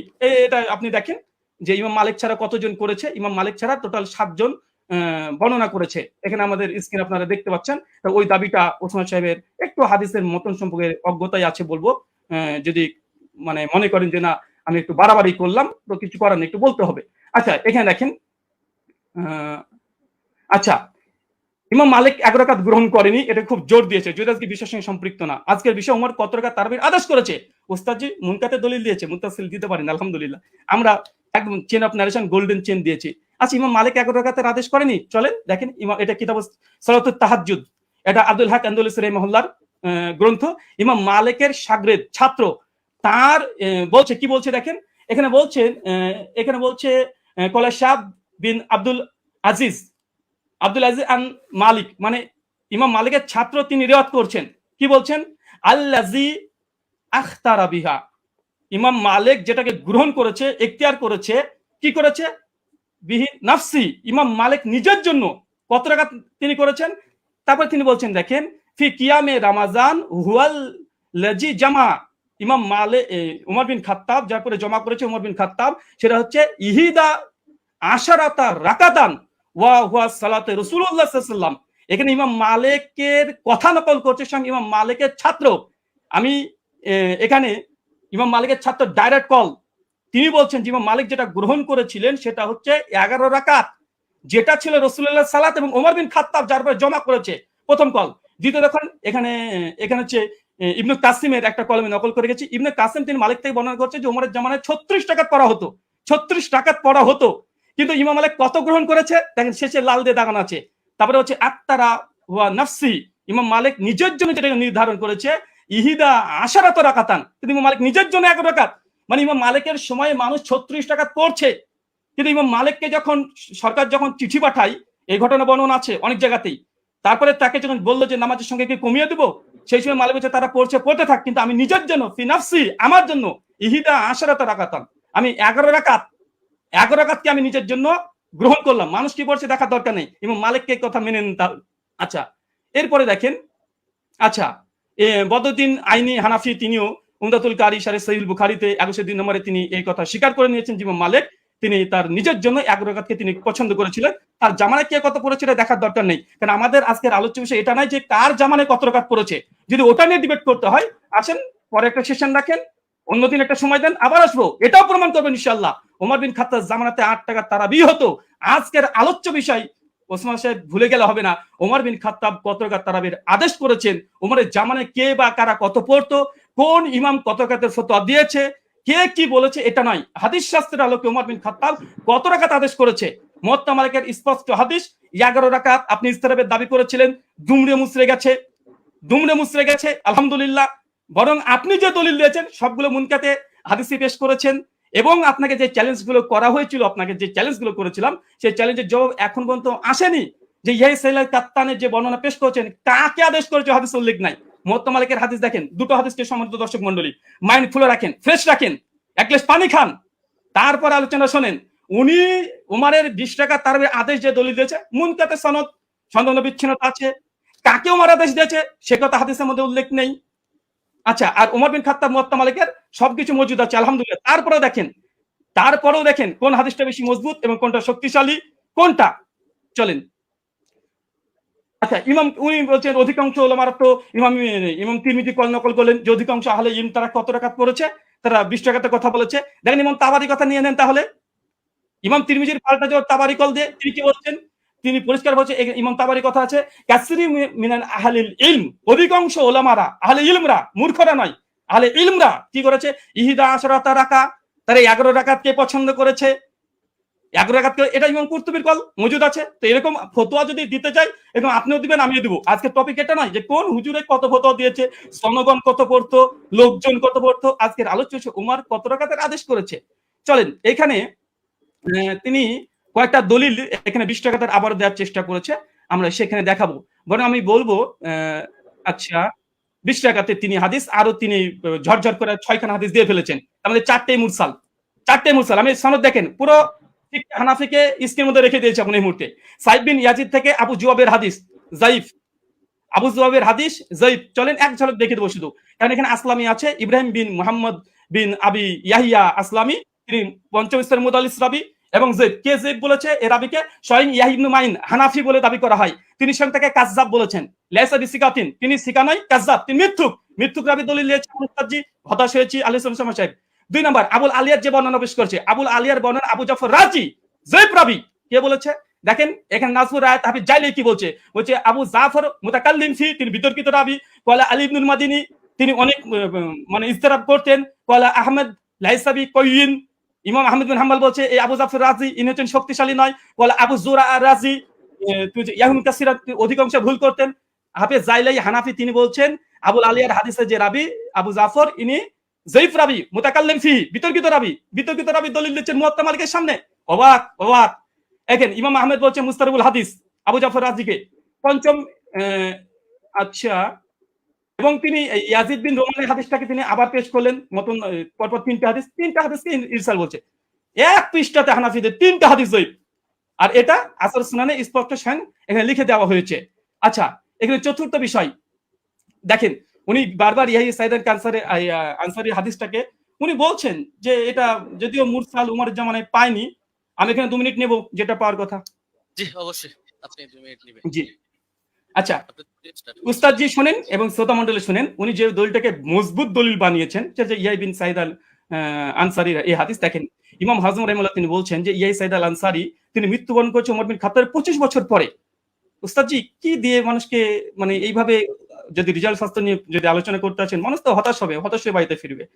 যেমন একজন হাদিস বর্ণনা করলেন যে ওমর বিন খাত্তাবের জামানায় পেল না, এখন তো এটা প্রমাণই করতে পারলেন না, সান থেকে মুত্তাসিল এখন পর্যন্ত প্রমাণ করতে পারলেন না, এটা আপনার জন্য আমি এবং উনি বলেন যে উসুলকে নাকি চ্যালেঞ্জ করিনি, উসুলকে চ্যালেঞ্জ করেছি। 2-4টে মুস্তালাহুল হাদিস মানে এই গোটা আলোচনার সারমর্ম এটাই হয়ে যাচ্ছে যে এখন মুরসাল হাদিস দলিল কি দলিল না, মুরসাল হাদিস দলিল কি দলিল না।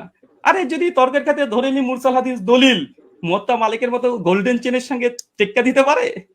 ধরেও নি ফর সেক অফ আর্গুমেন্ট, কোথায় কি আর কোথায় কি যে ধরেও নি। তারপরে দেখেন এখানে আরেকটা উনি বললেন যে ওমরের জামানাতে পড়ার কথা, যদি ওমরের জামানার কথা হয় আমরা তো দলিল দিয়ে দিতে পারবো যে ওমরের জামানাতে সাহাবীরা ইয়াহিয়া সাইদ আল কাত্তানির মতো সাহাবীরা তিনিও 11 রাকাত তারাবি পড়েছেন, এই মর্মে অনেকগুলো দলিল আমরা দেখিয়ে দিতে পারবো। আমি এক ঝলক শুধু দেখে দেবো, তিনি যেহেতু অনেক সাহাবীদের কথাও তিনি দলিল হিসেবে নিয়ে এসেছেন যে তারা কোন কোন জামানায় তারা পড়তো। আচ্ছা চলেন, আচ্ছা এখানে ইয়াহিয়া সাইদ আল আনসারীর যে রিওয়ায়াত নিয়ে এসেছে দেখেন, আমি এখানে 4 জন এখানে রেখে দিচ্ছি, এখানে 4 জনের নাম দেখেন। আচ্ছা, ইয়াহিয়া সাইদ আল আনসারী রাহিমাহুল্লাহ তিনিও বলছেন যে ওমরের জামানায় আমরা 20 টাকা তারাবি পড়তাম। ও ইয়াহিয়া সাইদ আল কাত্তান উনি যে দলিল দিয়েছে, আমি আরেকটা দলিল দিলাম খনন করার জন্য। উনি ইয়াহিয়া সাইদ আল কাত্তান যে দলিল যে এখানেও এর হচ্ছে মুসনাদ ইবনে আবি শাইবা 7671 নম্বর হাদিস, তিনিও বলছেন যে ইহিদা আশরাতা রাকা ওমরের জামানায় আমরা 11 রাকাত পড়তাম আলহামদুলিল্লাহ। আরেকটা দেখেন আব্দুল আজিজ ইবনে মুহাম্মদ তিনিও বলছেন যে ওমরের জামানায় আমরা 11 রাকাত পড়তাম। শেষ হয়েছে, 2 মিনিট শুকরিয়া, জাযাকাল্লাহ খাইরান। অনেক অনেক ধন্যবাদ আপনাকে। আমি একটু দুঃখ প্রকাশ করে নিচ্ছি যে 2 আলোচকই আপনারা মাঝখানে কিছু আমার কাছে মনে হয়েছিল যে আপনাদের আলোচনাটা প্রাসঙ্গিক, যার কারণে ফতোয়া বিষয়টা নিয়ে আলী হাসান ওসামা আলোচনা করেছেন। এটাকে বিপরীত করে আবার ব্রাদার রাহুল হোসেন আপনিও ইমাম মালিকের কিছু বিষয় নিয়ে আসছিলেন। আমি বলবো যে আপনারা দুজনই জেনেছেন। তো যাই হোক, আমি একেবারে আলী হাসান ওসামা আপনার খণ্ডনের শেষ পর্ব, তারপরে আপনারা আর পাচ্ছেন না। তবে হ্যাঁ, এখানে আমরা আশা করবো বা রিকোয়েস্ট থাকবে যে প্রসঙ্গিকের মধ্যে আমরা কথা বলবো। জি শোনা যাচ্ছে আমাকে? জি আপনাকে শোনা যাচ্ছে, আপনি বললে আমি টাইমটা স্টার্ট করে দেব। হ্যাঁ শুরু করেন। জি ওকে, 9 সেকেন্ড 10 সেকেন্ড। হামিদান ওয়া মুসাল্লিয়ান ওয়া মুসাল্লিমা আম্মা বাদ। ব্রাদার রাহুল ভাইয়ের ব্যাপারে আমি একটা হতাশা প্রকাশ করছি। এই লিখিত সাজানো গোছানো ফরম্যাট দিয়ে আমার কথাগুলো খণ্ডন করতে চাইলে সবচাইতে বড় যে ঝামেলাটা আপনি করেছেন, আমি কথা বলি 50টা আর আপনি লিখিত ফরম্যাট থেকে সেই আগে চর্বিত চর্বণ যা সাজিয়ে রেখেছেন এবং 3 বছর থেকে বয়ানও যা বলছেন ওই সেগুলোই টেনে টেনে আপনি শুধু আগের কথাগুলোই করেন, অথচ অধিকাংশ পয়েন্ট আপনি কি বোঝেনই না না ইচ্ছাকৃত এড়িয়ে চলেন, আমি ধরতে পারি না। দ্বিতীয় বিষয় হলো আপনি বলেন আমি ফতোয়াটা নিচ্ছি, আমি কোনো প্রসঙ্গে ফতোয়াটা নিই, আমি উসুল বোঝানোর জন্য উদাহরণ দিয়েছি। ইমাম তিরমিজি রাহিমাহুল্লাহ কি মত দিয়েছেন, আলেমরা কি মত গ্রহণ করেছেন সেটা তো আমি বলিনি। আমি তো দেখিয়েছি ইমাম তিরমিজি এই বক্তব্যটা বলেছেন যে রুয়ান ওমর থেকে বর্ণিত হয়েছে 20 রাকাতের কথা, এই প্রসঙ্গে এনেছি। আপনি কথা না বুঝেই সেই লিখিত ফরম্যাটে খণ্ডন করতে গেলে এটা ভুল করবেন, শুধু আবেগী কথা দিয়ে তো হবে না। আর শুধু জুবায়ের আলী জাই, নাসিরউদ্দিন আলবানী রাহিমাহুল্লাহ ওনাদের শুধু হাওয়ালাগুলো থেকেই ওই কপি পেস্ট করে আপনি একটা ফরম্যাট সাজিয়ে রাখলে সব কথা খণ্ডন করতে পারবেন না। এখন আপনি বারবার বলছেন যে আপনি একটা সনদ দেখান যেটা ইনকেতা নাই। আরে ভাই আপনি তো উসুলের আলোকে কথায় আসবেন, আপনি তো আমি যে উসুলগুলো শুনলাম ইতিমধ্যে 8-10টা উসুল শোনানো হয়ে গেছে, আপনি উসুলেরই কোনো ধার ধারছেন না। আপনি মুরসাল নিয়ে শুধু মুকাদ্দিমায়ে মুসলিম থেকে একটা হাওয়ালা দিয়ে দিলেন, ব্যাস শেষ, যেন মুরসাল নিয়ে পৃথিবীতে আর কেউ কখনো কিছু বলেই নেই। তো যাই হোক আমি এগুলোতে আসবো। আমি প্রথম শুরু করি, আপনি দাউদ বিন কায়েসের যেই বক্তব্যটা দিলেন যে দাউদ বিন কায়েসের এই বক্তব্যের মধ্যে এখানে আদেশের কোনো কথা নেই। আসলে আপনি আরবি কতটুকু পারেন আমি জানি না, আপনি আরবি মতনগুলো পড়েন না, আজকে ইচ্ছাকৃত কিনা আমি জানি না, যে মতনের ভুল থেকে বাঁচার জন্য কিনা, হতে পারে, হলে হতেও পারে, অন্য হিকমত থাকতে পারে, সময় বাঁচানোর ব্যাপারে হতে পারে। আপনি এই বাক্যটার অনুবাদটা করে দিয়েন আমাকে, যে দাউদ বিন কায়েসের রিওয়ায়াতের মধ্যে যে আছে যে আন্না উমর জামা الناس في رمضان على ابي بن كعب وعلى تميم الداري على 21 রাকাতান। এই জামাআর সাথে আলা অব্যয়যোগে যখন বলা হয় জামা উমারু, ওমর মানুষকে জমা করেছেন কোন ব্যাপারে, আলা 21 রাকাতান 21 রাকাতের ব্যাপারে, তখন এর দ্বারা কি বোঝায় যে ওমর আদেশ করেন নাই, ওমর কিছু বলে নাই, তারা নিজেদের থেকে পড়ে নিয়েছেন। এই অনুবাদটা এটা কোন ডিকশনারির আলোকে করলেন পৃথিবীতে? এটা কি মেড ইন ইন্ডিয়া না মেড ইন বাংলাদেশ? এটা আমাকে অনুগ্রহ করে আপনি দেখাবেন। আর আপনি বললেন যে 8 জন বর্ণনা করেছেন, শুধু ওই 3 জনই না। আমি তো 3 জন প্রসঙ্গ আর 8 জন প্রসঙ্গে বলিনি, আমি তো কথাটা বলেছি এই প্রসঙ্গে যে ওনাদের বর্ণনাগুলোর মধ্যে ভিন্নতা আছে, ইস্তেরাব আছে, এই প্রসঙ্গে আমি কথাটা টেনেছি। আপনি মোহাম্মদ বিন ইসহাককে টানলেন এবং তাকে নিয়ে বড় করে কথা বললেন, অথচ মোহাম্মদ বিন ইসহাক তো আমি স্রেফ মনে হয় 5 সেকেন্ড একটা বাক্য হিসেবে, উদাহরণ হিসেবে দেখিয়েছি। আমি মূল আপনাকে সাংঘর্ষিক দাঁড় করিয়েছি দাউদ বিন কায়েসকে। দাউদ বিন কায়েসের এই সনদটাকে আপনার পক্ষে সম্ভব না এটাকে জয়ীফ বলে প্রমাণ করা, এটা সুনিশ্চিত ভাবে। আর আপনি শুধু এটা বারবার বলছিলেন যেখানে আদেশ কথা নাই, আদেশ কথা নাই, আপনি একই রকম কথার মধ্যে দেখান না যে ইস্তেরাব আছে কিনা। আরে ভাই, এখানে তো আপনার এই জিনিসটা বুঝতে হবে যে ওনার থেকে যারা বর্ণনা করেছে কারো বর্ণনার সাথে কারো বর্ণনা মিল নেই। এক জায়গায় আদেশের কথা আছে, আরেক জায়গায় আদেশের কথা নেই। এক জায়গায় আমলের কথা আছে, আরেক জায়গায় আবার আমলের কথা নেই, শুধু আদেশের কথা। এখন আদেশ নিয়ে আপনি 8টা কেন, আদেশ নিয়ে শুধু দুটোই দেখতে পারবেন। ইমাম মালিকের যে সনদটা আনলেন সেখানে ইমাম মালিক রহমতুল্লাহ আলী তার সনদের মধ্যে আছে যে তিনি আদেশ দিয়েছেন, আর দাউদ বিন কায়েসের মধ্যে আছে যে আদেশ দিয়েছেন। কিন্তু এখন দাউদ বিন কায়েসের এই সনদের মধ্যে জামা আলা এটা যোগ করলে অর্থ এটাই দাঁড়ায় যে ওমর মানুষকে 21 রাকাতের ব্যাপারে একত্রিত করেছেন। তাহলে এটা কিভাবে সম্ভব যে একই হাদিসের মধ্যে এক জায়গায় বলা হচ্ছে 21 রাকাত, আর এক জায়গায় বলা হচ্ছে 11 রাকাত? যদি হাদিস ভিন্ন ভিন্ন হতো, ভিন্ন ভিন্ন বর্ণনাকারীর থেকে, আমরা তাহলে ধরতাম না এটা জামানার ভিন্নতা। লেকিন এরকম তো কোনো ব্যাপার ঘটেনি, সুতরাং এটা গায়ে পড়ে করা হয় না। আর সাত বর্ণনা কাকে বলে? দাউদ বিন কায়েসকে আপনি কোন পর্যায়ে দাঁড় করিয়ে আপনি সাজ এখানে বলবেন, বা আপনি এটাকে ওইটার সাথে সাংঘর্ষিক করবেন? যদি এক রেওয়ায়েতের মধ্যে সংখ্যা কম পাই আর এক রেওয়ায়েতের মধ্যে সংখ্যা বেশি পাই, তাহলে সেই ক্ষেত্রে কি হুকুম আছে? এটা তো আপনার ফতোয়ার আলোকেই করতে হবে, আপনি তো মন গড়া একটা বললে হবে না। আর কিছু কথা তো আপনি বলেছেন একদম মানে সনদ ছাড়া, যেগুলোর কোনো সনদই নেই। আপনি ইমাম মালিকের একটা ফতোয়া আনলেন, হলো তার এক শাগরেদ বলেছেন, তো তার শাগরেদ থেকে কি আপনি শুনেছেন না ওই কিতাবের লেখক ডাইরেক্ট শুনেছে? মাঝখানে সনদগুলো গেল কোথায়? আর আপনি মাযহাব নিয়ে কথা বলতে চাইলে মাযহাবের ব্যাপারে মূলনীতিগুলো তো আপনার জানা থাকা দরকার। ধরেন মালিকি মাযহাব নিয়ে আমি 100টা মত পেলাম, তাহলে আমি কোন মতটা চূড়ান্ত ধরবো? এখন ইমাম মালিক থেকে একটা বিশুদ্ধ মত দেখাতে পারবেন না যে ইমাম মালিক রহমতুল্লাহ আলী কোথাও আত্রাগাতের মতামত দিয়েছেন। আপনি হাফিজ ইবনে হাজার আসকালানী রহমতুল্লাহ আলী, আপনাদেরও পছন্দের ব্যক্তিত্ব, তার কিতাব থেকেও আপনারা দেখে নিতে পারেন, অথবা তার হাওয়ালা আমি হুবহু বাক্য বলে দিচ্ছি। তিনি লিখেছেন ইতিমাদুহুম ফিল আহকাম ওয়াল ফাতওয়া আলা মা রাওয়াহু ইবনুল কাসিম আন মালিক সাওয়াউন ওয়াফাকা মা ফিল মুওয়াত্তা আম লা। যে ফতোয়া দেওয়ার ক্ষেত্রে, বিধিবিধান বর্ণনা করার ক্ষেত্রে ইবনুল কাসিম যেটা বর্ণনা করবে ইমাম মালিক থেকে সেটাই গ্রহণযোগ্য, এবং সেটা মুয়াত্তা কিতাবের মধ্যে যা আছে তার সাথে মিলুক বা না মিলুক, এটা হলো মাযহাবের মূল ভিত্তি হিসেবে ধরা হবে। এটা তাজিলুল মানফা 4 নম্বর পৃষ্ঠার মধ্যে পেয়ে যাবেন। তো ওনার শাগরেদ ইবনুল কাসিম বলেন, ইবনে আইমান বলেন, তাদের থেকে কোথাও আপনি আত্রাগাতের দূরতম কথাও দেখাতে পারবেন না। আত্রাগাতের কথা আল্লামা আইনি যেটা এনেছেন, সৈয়দী যেটা এনেছেন, আপনি সৈয়দীটা তো আনেননি, এটা আপনার নজরে পড়ে নাই হয়তো, যে যে জায়গা থেকে কপি পেস্ট করেছেন। না হলে এর বিপরীতে আমি আপনাকে, যদি 100 চান আমি 100 হাওলা আপনাকে দিয়ে দিতে পারবো। যদি আপনি বলেছেন যে আলাদা ডিবেটের আয়োজন করলে, তো ঠিক আছে, করতে পারেন। তো ইমাম আইনি বলেছেন, ইমাম সৈয়দী বলেছেন, বেসনদ কথাবার্তা কোথাও দলিলযোগ্য হবে না। তো মোহাম্মদ বিন ইসহাক এখানে ফ্যাক্টর না, আর অন্য লোক ফ্যাক্টর না। আর আপনি বলছেন যে আমরা দেওবন্দিরা গায়ে পড়ে দাবি করি মুস্তারিদ, আর কেউ দাবি করে না কেন? আপনি তো আহলে হাদিস ঘরানার। তো আপনাদের পিস পাবলিকেশন থেকে বই প্রকাশিত হয়েছে রাসূল সাল্লাল্লাহু আলাইহি ওয়াসাল্লামের প্র্যাকটিক্যাল নামাজ কোরআন ও সহিহ হাদিসের আলোকে। এই বইয়ের 222 নম্বর পৃষ্ঠা থেকে আমি আপনাকে শোনাচ্ছি। তার শাসন আমলে, তার মানে ওমরের কথা চলছে, 11 রাকাত এবং 21 রাকাত তারাবি সালাত আদায়ের প্রমাণ পাওয়া যায়। সাহেব রাদিয়াল্লাহু আনহু তৃতীয় ছাত্র মুহাম্মদ ইবনে ইউসুফ উপরোক্ত কথাগুলোর বর্ণনাকারী। হাদিসের মূল সূত্র অনুসারে একই রাবির একই বিষয়ে পৃথক পৃথক মত প্রকাশ করা বিশুদ্ধ হওয়ার অন্তরায়। সুতরাং 20 রাকাতের অভিন্ন মত গ্রহণ করাই যুক্তিসঙ্গত।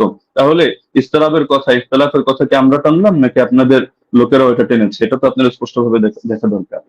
আর আপনি বারবার শুধু এই প্রসঙ্গগুলো তো এখানে অপ্রাসঙ্গিক কথা টানলে হবে না, যে গোল্ডেন চেইন, গোল্ডেন চেইন। আরে গোল্ডেন চেইন নাকি এটা ডায়মন্ডের চেইন নাকি হলো এটা রূপার চেইন, সেটা তো আমাদের দরকার না। আমাদের দরকার হলো আপনার এখানে 5টা জিনিস তো এক রাখতে হবে। আপনি শুধু আমাদের কথা প্রসঙ্গে বলছেন যে সনদের মধ্যে কোনো ইনকিতা নাই, আপনারা প্রমাণ করেন। আরে সনদের মধ্যে তো ইনকিতা বাস্তবেই নাই। আপনি যে ইনকিতা আপনার চোখে দেখতে পাচ্ছেন, এটা আপনার পড়াশোনা কম থাকার কারণে হচ্ছে। না হলে আমি তো উসুলের আলোকে দেখালাম, উসুলগুলো তো আপনি খণ্ডন করতে পারেননি এবং সম্ভব না। তো যার কারণে সনদের মধ্যে তো ইনকিতা নেই, তো শুধু গায়ের জোরে বললে তো হবে না। তো হাদিসটা যারা বলেছে হাদিস সহিহ হওয়ার জন্য এই 5টা শর্ত, সেই ইমামরাই, এটা অন্য কোনো ইমাম না। আমি আজিব গারিব কারো নাম টানি নাই বা আমাদের কোনো বড় হুজুরের নাম টানি নাই, তারাই এই মূলনীতিটা দাঁড় করিয়েছেন। তো সুতরাং এটাকে আপনি গায়ের জোরে অথবা চাপার জোরে বা একটা হাসি দিয়ে ফেলে দেওয়ার মতো বিষয় না। তো আবার কিছু আলোচনা টেনেছেন একেবারে অপ্রাসঙ্গিক, যেমন ওমর কাকে আদেশ দিয়েছেন। আচ্ছা, ওমর আপনাকে আদেশ দিল বা আমাকে আদেশ দিল, মানে কাকে আদেশ দিল এটার সাথে কোন বিষয়ের সম্পর্ক? এখন রাজুলান, এই রাজুলান শব্দটা যদি এমন হয় যে পৃথিবীর কেউ কোনোদিন জানতে পারলো না যে রাজুলানটাকে উবাই বিন কাব নাকি তামিম দারি নাকি অন্য কোনো সাহাবী, এটা কি সমস্যা? আমাদের তো আলোচ্য বিষয় এটা যে ওমর রাদিয়াল্লাহু আনহু তিনি কত রাকাতের আদেশ করেছেন, 8 নাকি 20। 8-এর পক্ষে আপনি যে দলিল দিয়েছেন সেই দলিলটা মুস্তারিব একটা রিওয়ায়াত, যে রিওয়ায়াতটা গ্রহণযোগ্য না। আপনাদের কিতাবের মধ্যেই লেখা আছে যে না, এই রিওয়ায়াতটা দলিলযোগ্য হয় না। তো সুতরাং এটা তো আমাদের এখানে টেনে লাভ নেই। তার মধ্যে আরো কিছু আলোচনা টেনেছেন একেবারে প্রাসঙ্গিক, যে এমন জিনিস দেখান, এমন জিনিস দেখান, অমুকের আগে কে করেছে, তমুকের আগে কে করেছে, মাদানী রাওয়ি, সিলসিলাতুল জাহাবিয়া, গোল্ডেন চেইন ইত্যাদি। এগুলো দেখানো না দেখানো তো মূল বিষয় না। আপনি অপ্রাসঙ্গিক প্রশ্ন আমিও চাইলে আপনাকে 100টা করতে পারি, কিন্তু আমি পূর্বের অংশগুলোতে একটা অপ্রাসঙ্গিক কথা বলিনি। অতি অল্প সময়ের মধ্যে শুধু আপনাকে আমি মূলনীতিগুলো বলেছি, লেকিন আপনি যেহেতু আগে একটা ফরম্যাট সাজিয়ে এনেছেন, তো যার কারণে মূলনীতিগুলো আপনি করেননি। এই যে আবু জাফরকে নিয়ে আপনি মাঝখান থেকে কথা প্রসঙ্গে টেনেছেন, যদি আমি এগুলো মূল দলিল দেই না। আরো মজার বিষয় হলো আপনি এমন কিছু খণ্ডন করে দিয়েছেন যেটা আমি বলিই নাই। আবার আমি যেটা বলেছি এমন অধিকাংশ পয়েন্ট দিয়েছেন বাদ দিয়ে কয়েকটা রিওয়ায়াত বললেন যে আপনি এটা বলেছেন, আমি হতাশ, অথচ এটার জবাব এটা, অথচ সেটা আমি বলিনি। তো মাঝখানে আবু জাফরকে টেনে এনেও আপনি দাঁড় করিয়ে দিলেন যে আবু জাফর এটা সর্বসম্মতিক্রমে যায়িফ, কিছু কারণও টানলেন, অথচ আবু জাফর মুখতালাফি যায়িফ না। যদিও এটা মূল আলোচনা, প্রাসঙ্গিক ভাবে বলছি, মুখতালাফি যায়িফ না। তাকে নিয়ে ইখতিলাফ হওয়া ভিন্ন জিনিস, আর চূড়ান্ত ভাবে যায়িফ হিসেবে স্বীকৃত হওয়া ভিন্ন জিনিস। আপনি যে মত টানলেন এই মতের মধ্যেও তো আপনি মিস্টেক করেছেন। দেখা যাচ্ছে আলবানী রাহিমাহুল্লাহ এক্ষেত্রে এই কাজটা করেছেন, সদুকুন এই শব্দটা বাদ দিয়ে পরবর্তী যে কথাটা তিনি ভুল করেন ইত্যাদি, তার মধ্যে সমস্যা, ওই কথাটা টেনেছেন। তো সদুকুন হুকুমটা বাদ দিয়ে দিয়েছেন। অথচ আবু জাফরকে নিয়ে যদি দেখেন, ইয়াহয়া ইবনে মাইন সিকা বলেছেন, ইবনু আবি মারিয়াম বলেছেন তার হাদিস লেখা যাবে, সমস্যা নেই। ইবনুল মাদিনী বলেছেন সে আমাদের দৃষ্টিতে সিকা।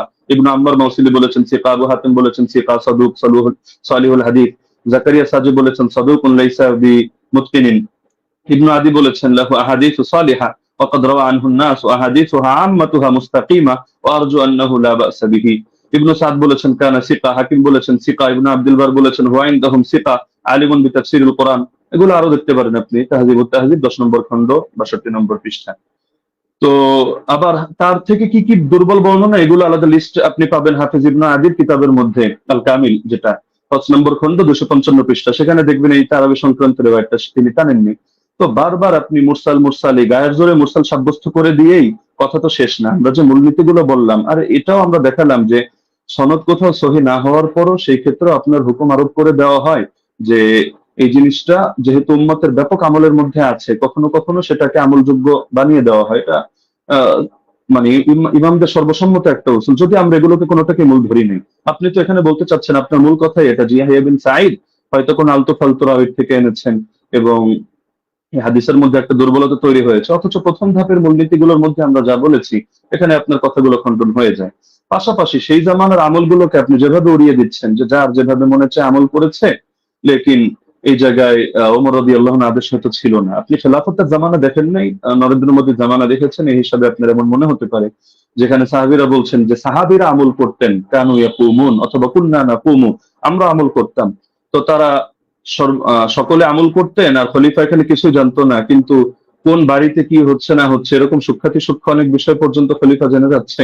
এটা তো অদ্ভুত ব্যাপার। খেলাফতের জামানার ব্যাপারেও যে বেদাত ওমরের জামানায় চলছে, যে ওমর একেবারে হুদাইবিয়ার সন্ধি হলো যে গাছের নিচে সেই গাছ কেটে দিয়ে আসছে, হাজরে আসর চুমু খাওয়ার সময় পর্যন্ত ক্লিয়ার ভাবে বলছে যে আমি এই আকীদা পোষণ করি না তুমি কারো ক্ষতি করতে পারো, উপকার করতে পারো, বরং আমি এজন্য করছি তোমার গায়ে চুমু খাচ্ছি যে আল্লাহ রাসূল সাল্লাল্লাহু আলাইহি ওয়াসাল্লাম চুমু খেয়েছেন এই কারণে। তো আপনি যে কথাগুলো বললেন একটা নতুন কথা আসলে আমি পাইনি। এগুলো হাফেজ জুবাইর আলী জাহিদ কিতাব যদি কেউ পড়ে বা শাইখ আলবানী সালাতুত তারাবি পড়ে, অথবা আপনার আব্দুর রহমান মোবারকপুরি সাহেবের কিতাবগুলো পড়ে, ব্যাস ওই যা বলেছে আপনিও ঘুরে ফিরে সেই কথাগুলোই বলেছেন। বাকি মজার একটা বিষয় হলো আমি এমন অনেক উসুল টেনেছি যেটা হয়তো আপনার কমন পড়ে নাই, তো যার কারণে আপনি এই জিনিসগুলোকে পুরো স্কিপ করে চলে যাচ্ছেন। তাই ছিল মুস্তালাহিল হাদিস। আর এই পৃথিবীর ইতিহাসে হাদিসের ইস্তেলাহ নিয়ে কি এই কিতাবটা এই মাত্র কয়দিন আগে লেখা হলো? এর আগে ১,৫০০ বছরে হাদিসের ইস্তেলাহের উপরে কোনো কিতাব লেখা হয়নি। আপনি মুরসালের সংজ্ঞা দেখাচ্ছেন যে মুনকাতি হাদিস কারো মতে গ্রহণযোগ্য না। আচ্ছা, কোন পর্যায়ে মুনকাতি গ্রহণযোগ্য না? খালি শিরোনাম দিয়ে হুকুম লাগিয়ে দিলেই হয়? তাহলে তো ইমান ভঙ্গের কারণ যে 10টা শেখ মোহাম্মদ বিন আব্দুল্লাহ নজদি রাহিমাহুল্লাহ থেকে বর্ণিত আছে, এগুলো শিখে শিখে সবাই খারিজি হবে এভাবে, যে যে জাদু করে ব্যাস সেই কাফের হয়ে গিয়েছে, যে কাফেরদেরকে মুসলমানদের বিরুদ্ধে সাহায্য করে, কোনো শর্ত নাই, কোনো হদ নাই, কোনো কয়েদ নাই, ভালোভাবে কাফের হয়ে গিয়েছে। তো এভাবে শিরোনাম দেখলে তো মুশকিল। এগুলোর ব্যাখ্যা তো ইমামদের থেকেই নিতে হবে। বক্তব্য যাদের থেকে নেবেন, আপনার বক্তব্যের ব্যাখ্যাও তো তাদের থেকে নিতে হবে। আর আপনি বললেন যে আমি কথা প্রসঙ্গে মেনে নিয়েছি যে ওমর রাদিয়াল্লাহু তাআলা আনহু তিনি শুরুতে 11 রাকাতের আদেশ দিয়েছিলেন। এটাও তো আমি আমার বাক্যগুলোকে খেয়াল করেন না, নাকি বোঝেন না, আমি ধরতে পারি না। নাকি আপনি পয়েন্টগুলো নোট মানে লিখে না রাখার কারণে এমন ঝামেলা হচ্ছে সেটাও বুঝতে পারি না। যে দেখা যাচ্ছে যে এটা তো আমি বলেছি তর্কের ক্ষেত্রে যদি মানে অনেক কথা আমি দুই ভাবে জবাব দিয়েছি, জবাব ইলজামি, জবাব তাসলিমি, ইলমি উসুলের আলোকে। তো দুই ভাবে জবাব দেওয়ার কারণে আপনি আগের পরের কথা বাদ দিয়ে মাঝখান থেকে একটা অংশ টান দিলে তো হবে না। আর কোন মুনকাতি, কোন মুরসাল, কোন ক্ষেত্রে কি হুকুমে যাবে, এটা তো আপনাকে শাস্ত্রীয় আলোকে বুঝতে হবে। আপনি যে কোনো জিনিস শুধু একটা ব্যাস গোল্ডেন চেইন, মাদানী রাউি অথবা বুখারী মুসলিমের শর্তে উন্নীত ইত্যাদি ইত্যাদি একটা বলে দিলেন, ব্যাস হয়ে গেল। বিষয়টা এমন না। যেহেতু আলোচনা আমাদের শাস্ত্রীয় বিষয়, এটা কোনো মাযহাবী তাকলিদি বিষয় না যে মুখোমুখি রেফারেন্সে আমাদের কথা বলতে হবে। ইবনে উসাইমিনের হাওয়ালায় আপনি বললেন যে আমি কয়েকটা কথা টেনেছি। ওইখানে আমি ইবনে উসাইমিনের হাওলায় টানি না, শেখ সালেহ আল মুনাজ্জিদের হাওলায় টেনেছি। এটা আবেগে আপনি কয়েকবার এটা উচ্চারণ করেছেন। আর এখানে আমি তার ফতোয়া দেখাইনি। আমি এখানে ফতোয়া উল্লেখ করার জন্য বসিও নাই আপনার সামনে। এখানে আমি দেখিয়েছি যে তারা সকলে বি আমরিহি, অর্থাৎ এটা যে ওমরের আদেশে হয়েছে এই বিষয়টা তারা অস্বীকার করে নিয়েছেন। তো সুতরাং মানে যে জিনিসগুলো আপনার স্পষ্ট, তো সেই জিনিসগুলোকে গায়ের জোরে তো আপনি প্রমাণ করে নিতে পারবেন না যে না এই জিনিসটা এই প্রশ্ন আমি আপনাকে ছুড়ে দিলাম, এটার জবাব দেন, ওটার জবাব দেন, ওটার জবাব দেন, না দিলে বেশ তাহলে সাব্যস্ত হলো আমার কথাই সহি। বিষয়টা তো এমন না, শাস্ত্রীয় মূলনীতি। আপনি এই আলোচনা শেষ হওয়ার পর ঠান্ডা মাথায় বসেন, আমি নতুন কোনো কথা আপনাকে ছুড়ে দিচ্ছি না, যেহেতু আপনি খণ্ডন করার সময় পাবেন না, এটা আসলে আদবের দাবি না। ছুড়লে আমি ছুটতে পারি, আপনি ভবিষ্যৎবাণী করে দিয়েছেন যে এমন কৌশল হয়তো আপনি করবেন, আমরাও বুঝি না, এত বোঝার দরকার নেই। আহ আমার ব্যাপারে খারাপ ধারণা আপনি অযৌক্তিকভাবে রাখারও কোনো কারণ নেই। আর আমি তো আপনার মতো পুরোনো ডিবেটারও না যে এখানে ডিবেটের কৌশল খাটিয়ে আমি আপনাকে পরাজিত বা অপমানিত বা লাঞ্ছিত করতে চাবো না। আপনি আমার দিনী ভাই, মহাব্বতের ভাই। আপনি কাফের মুশরিকদের বিরুদ্ধে যে কাজ করেন আমি এগুলোকে শ্রদ্ধা করি এবং উৎসাহ দিই, দোয়াও করি। আগামী তো আমি আশা রাখি আপনি কাজগুলো কন্টিনিউ করবেন। তো সুতরাং আপনার সাথে আমার কোনো দ্বন্দ্ব নেই, কোনো ভিন্ন কিছুও নেই। আল ওয়ালা আল বারা, এই আকিদাই তো আমরা ইসলাম থেকে লালন করি। তো সুতরাং অপ্রাসঙ্গিক কথা না টেনে আপনি মূলনীতির আলোকে বিষয়গুলো বোঝেন। প্রয়োজনে আপনি এই ভিডিওটা এটা শেষ হওয়ার পরও লাইভ স্ট্রিমিং আপনি ঠান্ডা মতো 10 বার শোনেন, 20 বার শোনেন, প্রয়োজনে মুজাকারা করেন। কোন ভুল যদি আপনার কাছে মনে হয় আপনি স্বীকার করে নেন, সমস্যা নেই। আর যদি মনে হয় না ভুল না আপনারটা সঠিক, ঠিক আছে, আপনি স্থির থাকেন। বাকি সারা দেশ তো দেখছে, তারা বিষয়গুলো সঠিকভাবে বিবেচনা করবে। আমরা তো এখানে কোনো বিচারক নির্ধারণ করে বসিনি। তো যার কারণে পুরো দেশ এটা কমন সেন্স দিয়ে বিবেচনা করবে। জাযাকাল্লাহ। আমি সেকেন্ড সময় অতিরিক্ত নিচ্ছি না। জি, মুফতি আলী ওসামা, আপনি চাইলে 2 মিনিট ইউজ ব্যবহার করতে পারতেন, বাদবাকি আপনি না, করেননি। ব্রাদার রাহুল বলেন। যে আমাদের খণ্ডন যে 2টি পর্ব ছিল, 2টি শেষ হয়েছে। এখন আপনারা শুধু 5 মিনিট করে সময় পাবেন। এটা হচ্ছে রিভিউ পর্ব, অনুসংখ্য পর্ব। এই পর্বে আপনারা 5 মিনিট করে আলোচনা করতে পারবেন। নতুন কোনো তথ্য আপনারা অ্যাড করতে পারবেন না এই পর্বে। হ্যাঁ, আমি ব্রাদার রাহুল হোসেন আপনার কাছে যাব এবং আপনি বললে আমি আপনার টাইমটা শুরু করব। জি, শুরু করুন। জি, সো বিসমিল্লাহ। তো শেষ থেকে শুরু করি। ওস্তাদ জি বারবার কয়েকবার অভিযোগ করলেন বারংবার যে আমি জুবাইর আলী যাই আর আলবানির বই পড়ে এসে বসে পড়েছি। কার বই থেকে ইলম নিয়েছি? সালাফদের থেকে তো আমরা ইলম দেবো, তাই তো? আলেমদের কাছ থেকে, কোনো জাহেলের কাছ থেকে তো নিইনি, তাই না? আমি তো আপনাকে বলতে পারি যে মৌলানা আব্দুল মালিক সাহেবের বই থেকে ঢের প্রমাণ দেখিয়েছি। তো তার কাছ থেকে জ্ঞান নিয়েছি, আপনার কাছ থেকে জ্ঞান নিই। বিভিন্ন জায়গা থেকে জ্ঞান নিই। আমি জ্ঞান আমার উপরে এলহাম আসবে না, এটা অন্তত আপনি মানেন যে আমার প্রতি এলহাম আসবে না। আলেম ওলামাদের বই পড়েই আমাদের এখানে আসছে, এসে আলোচনা করা। তো এখানে তো এতরাজ করার অভিযোগ মানে কি আমি বুঝলাম না। 2 নম্বর, তিনি বললেন যে আমি নাকি এমন কিছু অভিযোগের জবাব দিয়েছি যেহেতু আগে থেকে স্লাইড তৈরি করে রেখেছি, এই জন্য নাকি আমি তাল খুঁয়ে ফেলেছি। আমি অবাক হয়েছি, যে ভাবলাম যে ওস্তাদ জি হয়তো অনেক কিছু মানে একদম ইলমে হাদিসের অনেক কিছু নিয়ে আসবে। এসে আমি অবাক হয়েছি, না কিছুই নিয়ে আসেনি। একটা মুত্তাসিল সনদই পেশ করতে পারেনি। তার জন্য আমি অনেক কিছু ভেবে অনেক কিছু রেডি করে গেছি। দুর্ভাগ্য যে আমি যা রেডি করেছি তার 30% দলিল দিতে পারিনি। আমি একদম নিশ্চিত আমি যদি আজকে ওসামা যে উস্তাদজির মানে ওসামার জায়গাতে থাকতাম, উস্তাদজির পক্ষে থাকতাম, তাহলে আমি এর চাইতে ঢের দলিল দেখাতে পারতাম। আমার কাছে 20 টাকার পক্ষে আরো অনেক দলিল ছিল, অনেক দলিল, কিন্তু উস্তাদজি দিতে পারেনি না দেয়নি না কি আমি বুঝলাম না। তো যাই হোক, সেটা একটা আলাদা বিষয়। এখানে লাস্টে তিনি ঘুরে দিলেন যে এটা ইনকেতা কেমন ইনকেতা। জি, আপনার চেয়ে অনেক বড় বড় উস্তাদজিরাই তো আমাকে শিখে দিয়েছে এটা ইনকেতা। যেন দলিল নামাজে মাসাল বইতে দেখালাম, তিনি ইনকেতা স্বীকার করে নিয়েছেন, মুরসাল স্বীকার করে নিয়েছেন। জাফর আহমদ উসমানী বলছে মুরসাল ইনকেতা আছে, বিচ্ছিন্নতা আছে। আমি আপনাকে পরিষ্কার চ্যালেঞ্জ করেছি, জবাব আপনি এখন পর্যন্ত দিচ্ছেন না। যে হাদিস সহিহ হওয়ার জন্য 5টা শর্ত। প্রথম শর্ত, হাদিস মুত্তাসিল হতে হবে। হাদিস কি মুত্তাসিল না, বিচ্ছিন্ন ঘটেছে, ওলামারা স্বীকার করে নিয়েছে। আজ যদি আপনি অস্বীকার করতে চান, জনসাধারণ দেখছে, এমন খেয়ানত অন্তত করাটা উচিত নয়। যেখানে আমাদের মৌলানা আব্দুল মালিক আব্দুল মতিন সাহেব স্বীকার করে নিয়েছে ইনকেতা ঘটেছে, আর আপনি এসে বলছেন যে ইনকেতা ঘটেনি, ইনকেতা ঘটেছে, তারা মূর্খ। এখন মৌলানা আব্দুল মালিক মতিনকে যদি মূর্খ বলতে চাই বলতে পারবে, তবে আমি বলতে চাই না। 3 নম্বর, তিনি বললেন যে দাউদ বিন কায়েসের হাদিসের জমা হওয়ার কথা আছে, ধরে নিলাম, আচ্ছা আছে, জমা হওয়ার কথা আছে। আচ্ছা উস্তাদ জি, এটা কি ইনসাফ?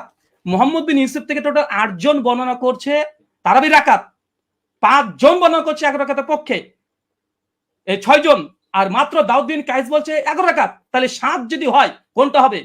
দাউদ বিন কায়েসের বিরুদ্ধে মোহাম্মদ বিন ইউসুফের 5 জন শাগরেদ আছে। এই 5 জনকে উড়িয়ে দিয়ে দাউদ বিন কায়েসের হাদিসটা আপনি গ্রহণ করতে চাচ্ছেন? এটা কোথাকার রাসূল, একটু আমাকে জানিয়ে দিবেন। আর 2, দাউদ বিন কায়েসের আমি আরেকটা অংশ বলেছি, ওটা আপনি হয়তো হজম করতে পারেননি, কারণ এই দলিলটা নতুন আপনার কাছে, বুঝতে পারেননি। আমি বলেছিলাম যে দাউদ বিন কায়েস তিনি আরেকজন তার ছাত্রের কাছে ইমাম ফারাবি কিতাবুস সিয়াম থেকে দলিল দিয়েছি, যে তিনি বলেছেন উমর রমজান মাসে তারাবির জামাত শুরু করেছে, কত রাকাত উল্লেখ নেই। এবং মুসান্নাফ আব্দুর রাজ্জাক ওই সনদেই ওখানে আছে দাউদ বিন কায়েস ওয়া গায়রহু, এবং আরেকজন বর্ণনা করছে, কে বর্ণনা করছে উল্লেখ নেই। এখানে দাউদ বিন কায়েস রাহিমাহুল্লাহ তিনি অন্য ছাত্রকে বলছে কোন রাকাতের কথা উল্লেখ করেনি। তাই যদি সাজ হতে হয় 21 টাকাতে বর্ণনা সাজ, কেন দাউদ বিন কায়েসের বিরুদ্ধে 5 জন 1 রাকাত বর্ণনা করেছে। ইয়াহিয়া সাইদ আল কাত্তানের মতো রাবি আছে, কাকে চাই আর, কে দরকার আর? ইয়াহিয়া সাইদ কাত্তান এর মতন ব্যক্তি আছে, তারপর অন্য কাউকে দরকার? 5 জন। তাই দাউদ বিন কায়েসের হাদিসই যঈফ হবে, সাজ হবে মোহাম্মদ বিন ইউসুফ থেকে, বাকি 5 জনের হাদিস কোনোভাবেই না দাউদ বিন কায়েসের হাদিস। অতএব মানে এই হাদিসে এসে সাজ হওয়ার কারণে জয়ীফ। প্রথম কথা। এখানে বলছেন যে ইমাম মালিক থেকে নাকি আমি প্রমাণ পেশ করতে পারবো না, যে ইমাম মালিকের ছাত্ররা, কারণ যে মাযহাবের আমি মত বর্ণনা করব সেই মাযহাবের ইমাম থেকে দেখাতে হবে।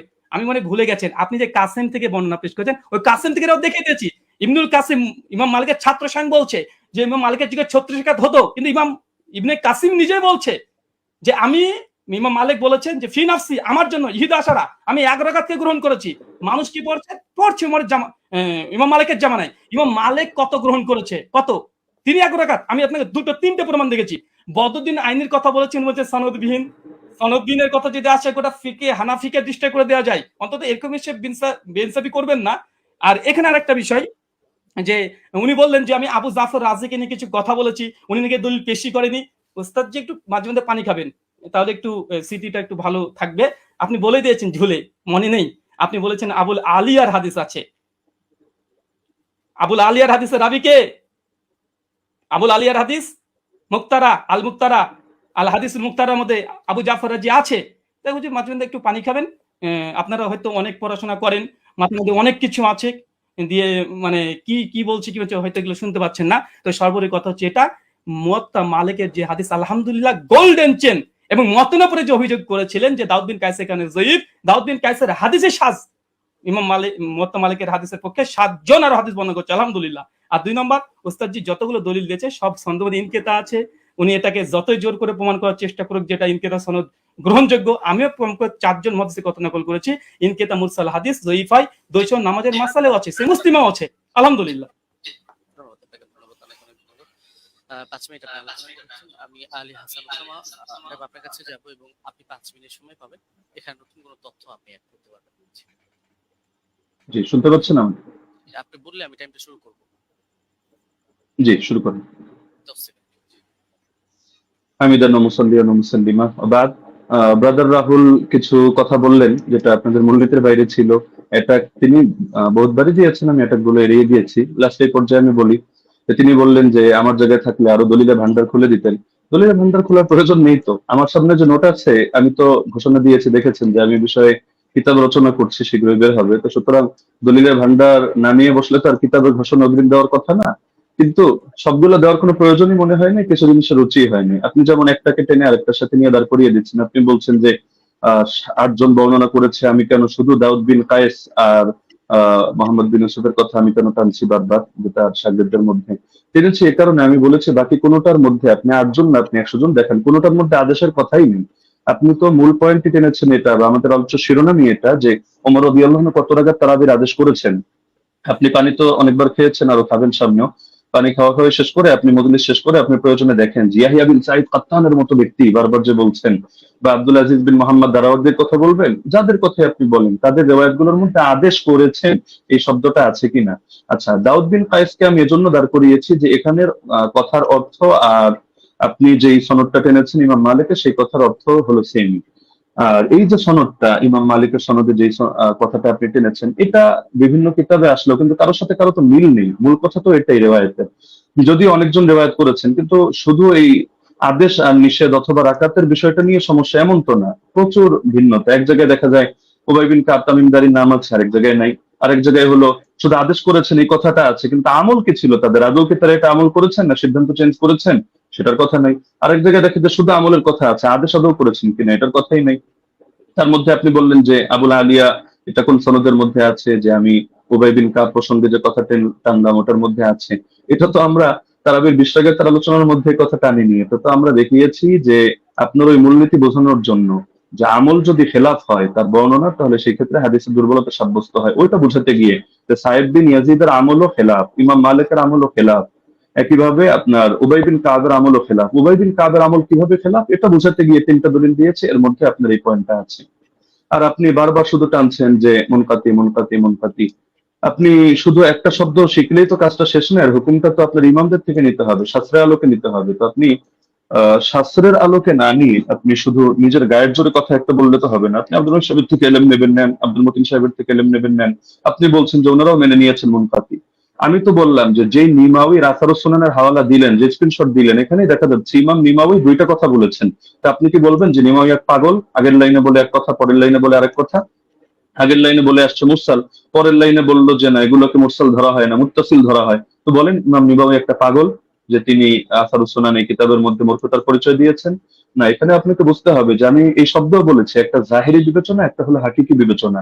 এই পার্থক্যগুলো না বুঝে আপনি আলোচনার মধ্যে তো এভাবে বসলে তো মুশকিল। এজন্যই অনেকে নিষেধ করেছে যে আসলে শাস্ত্রের আলোচনা যেহেতু, তাহলে শাস্ত্রজ্ঞ ব্যক্তি ছাড়া এটা বলাও মুশকিল, বোঝানো মুশকিল। তো আমি আলোচনাটা আসলে শুধু ব্যক্তি আপনার জন্য করেছি এমন না, বরঞ্চ এটা সারা দেশের জন্য আলোচনা করা। যদি আমরা জানি যারা দলান্ধ, উভয় পক্ষে, আমি আপনাকে ইন্ডিকেট করে কোনো খারাপ কিছু মিন করছি না, দলান্ধরা কখনো তাদের মাসলা পরিবর্তন করে না। এটা জিবরিল আমিন যদি নাজিল হয়ে বলে তাও করবে না, এটাই দুনিয়ার আমাদের স্বাভাবিক অভিজ্ঞতা। তবে শাস্ত্র বোঝার মতো যোগ্যতা যদি কারো থাকে, তাহলে আপনার আলোচনা আমার আলোচনা সবগুলো নিরপেক্ষভাবে বসে কেউ যদি বিবেচনা করে, সেই ক্ষেত্রে সিদ্ধান্ত নিতে পারবে, কোনো সমস্যার কিছু নেই। এটা নিয়ে আলাদা করে আমারও মন্তব্য করার কিছু নেই, আপনারও মন্তব্য করার কিছু নেই। মন্তব্য এটা জাতি করবে। এখন আমি যদি গায়ের জোরে একটা মন্তব্য করি, আপনি যদি গায়ের জোরে একটা মন্তব্য করেন, এটা ঘুরে ফিরে সেই চর্বিত চর্বণ কথাই হবে। এটা জাতি তারা রিভিউ দিতে পারবে, তারা আলোচনা করতে পারবে। আর আপনি ইমাম মালিক রাহিমাহুল্লাহ সূত্রে ইবনুল কাসেমের থেকে যে বর্ণনাটা আনলেন, আমি তো এটা বলেছি যে এটা নিয়ে যদি আপনি আলোচনায় বসতে চান তাহলে স্বাগতম আপনাকে। আমরা কত শত আপনার রেফারেন্স দরকার আমরা দেখিয়ে দিব যে ইমাম মালিক রহমাতুল্লাহ আলাইহি থেকে সির্ফ 2টা মত আছে। আমি দায়িত্ববোধের সাথে বলছি, একটা হলো 36 রাকাতের আর আরেকটা হলো 20 রাকাতের। 8 রাকাত পড়েছেন উনি, অথবা পড়াকে পছন্দ করতেন, অথবা তার মাযহাবের ব্যাপারে এটা ফতোয়া জারি করেছেন, এটা আপনি প্রমাণ করতে পারবেন না। হ্যাঁ, এখন বিভিন্ন কিতাবে বিচ্ছিন্নভাবে বিভিন্ন বক্তব্য আসতে পারে, এটা আপনিও জানেন। ইমাম ইবনুল হুমামের বক্তব্য যদি আপনি দাঁড় করান তারাবির ব্যাপারে, তাহলে দেখা যাবে আরেক ইমামের বক্তব্য দ্বারাই তার খণ্ডন হবে। তো এগুলো তো কিতাবের মধ্যে বহুত কিছুই থাকবে। শাস্ত্রের কাজই তো এটা, আপনি কিতাব থেকে কিভাবে আলাদা আলাদা করে বুঝবেন এই জিনিসটা আপনাকে হাসিল করতে হবে। আর আপনি যে কথাটা বললেন মুরসালের হুকুমটা সহিহ মুসলিম থেকে, যেহেতু সময় প্রায় শেষ আমি এটা বলার সুযোগ নেই, আমি আপনাকে রেফারেন্সটা দিয়ে দিচ্ছি। শারহ ইলাল তিরমিজি 1 নম্বর খণ্ড 543 পৃষ্ঠা থেকে আপনি এটা দেখে নেবেন যে আসলে এই মুরসালকে ঢালাওভাবে অগ্রহণযোগ্য কিনা। না, অগ্রহণযোগ্য না, এই কথাটা একটা বেদাতি কথা। তো এটা কিভাবে কি আমি আর সময় নিচ্ছি না, আপনি দেখে নিয়েন শারহ ইলাল তিরমিজি থেকে। জাযাকুমুল্লাহ, উহিব্বুকা ফিল্লাহ। আসসালামু আলাইকুম ওয়া রাহমাতুল্লাহ। জি, আপনাদের দুজনকে অনেক অনেক ধন্যবাদ, এবং ব্রাদার রাহুল হোসেন এবং শেখ মুফতি আলী হাসান ওসামা। আমাদের এই প্রোগ্রামটা খুবই চ্যালেঞ্জিং ছিল। আলহামদুলিল্লাহ আমরা চেষ্টা করেছি প্রোগ্রামটি নিরপেক্ষভাবে পর্যালোচনা করার জন্য, পরিচালনা করার জন্য, এবং এই প্রোগ্রামটি আপনারা আমাকে সহযোগিতা করেছেন। দুজনেই খুব সুন্দর আলোচনা করেছেন, এবং যারা এই আলোচনা শুনেছেন আমি বলবো যে আপনারা নিজেদের মধ্যে ফাসাদ না করে আপনারা অবশ্যই দলিল গুলোকে বিবেচনা করে আপনারা সেই অনুযায়ী আমল করবেন। এবং আজকে আমার প্রোগ্রাম পরিচালনার ক্ষেত্রে যারা আমাকে সহযোগিতা করেছে, আমার পরিচালনা কমিটি, আমাদের সাথে রয়েছেন সকলের সুপরিচিত শেখ মাহবুবুল আমিন ভাই, তিনি নাস্তিকদের সাথেও ডিবেট করেন, এবং আমার সাথে রয়েছেন আমাদের রিপোর্টার মোশাররফ হোসেন ভাই এবং শিহাব মির্জা ভাই সহ আরো কয়েকজন ছিলেন। সকলকে ধন্যবাদ জানাই, এবং সর্বোপরি আমি প্রোগ্রামটি শেষ করব, শুধু শেষ কথাটা বলবো যে আমরা সকলেই নিজেদের মধ্যে মতানৈক্যকে দ্বন্দ্ব হিসাবে না নিয়ে আমরা নিজেদের যে মতের পার্থক্য আছে সেটাকে সুন্দরভাবে বিবেচনা করে আমরা উগ্রতা না করে নিজেদের সুন্দর মন মানসিকতায় মেনে নিই। এ পর্যন্তই আমি বলবো, এবং শেষ করব। শেখ মুফতি আলী হাসান ওসামা হাফিজাহুল্লাহ এবং ব্রাদার রাহুল হোসেন হাফিজাহুল্লাহ, আপনাদের দুজনের জন্য অনেক অনেক শুভকামনা রইল। আপনারা ভালো থাকবেন, সুস্থ থাকবেন। এতক্ষণ পর্যন্ত দর্শক যারা আমাদেরকে দেখেছেন, সময় দিয়েছেন, আপনাদেরকেও অনেক অনেক ধন্যবাদ। আজকের মতো বিদায় নিচ্ছি। আসসালামু আলাইকুম ওয়া রাহমাতুল্লাহি ওয়া বারাকাতুহু। ওয়ালাইকুম আসসালাম।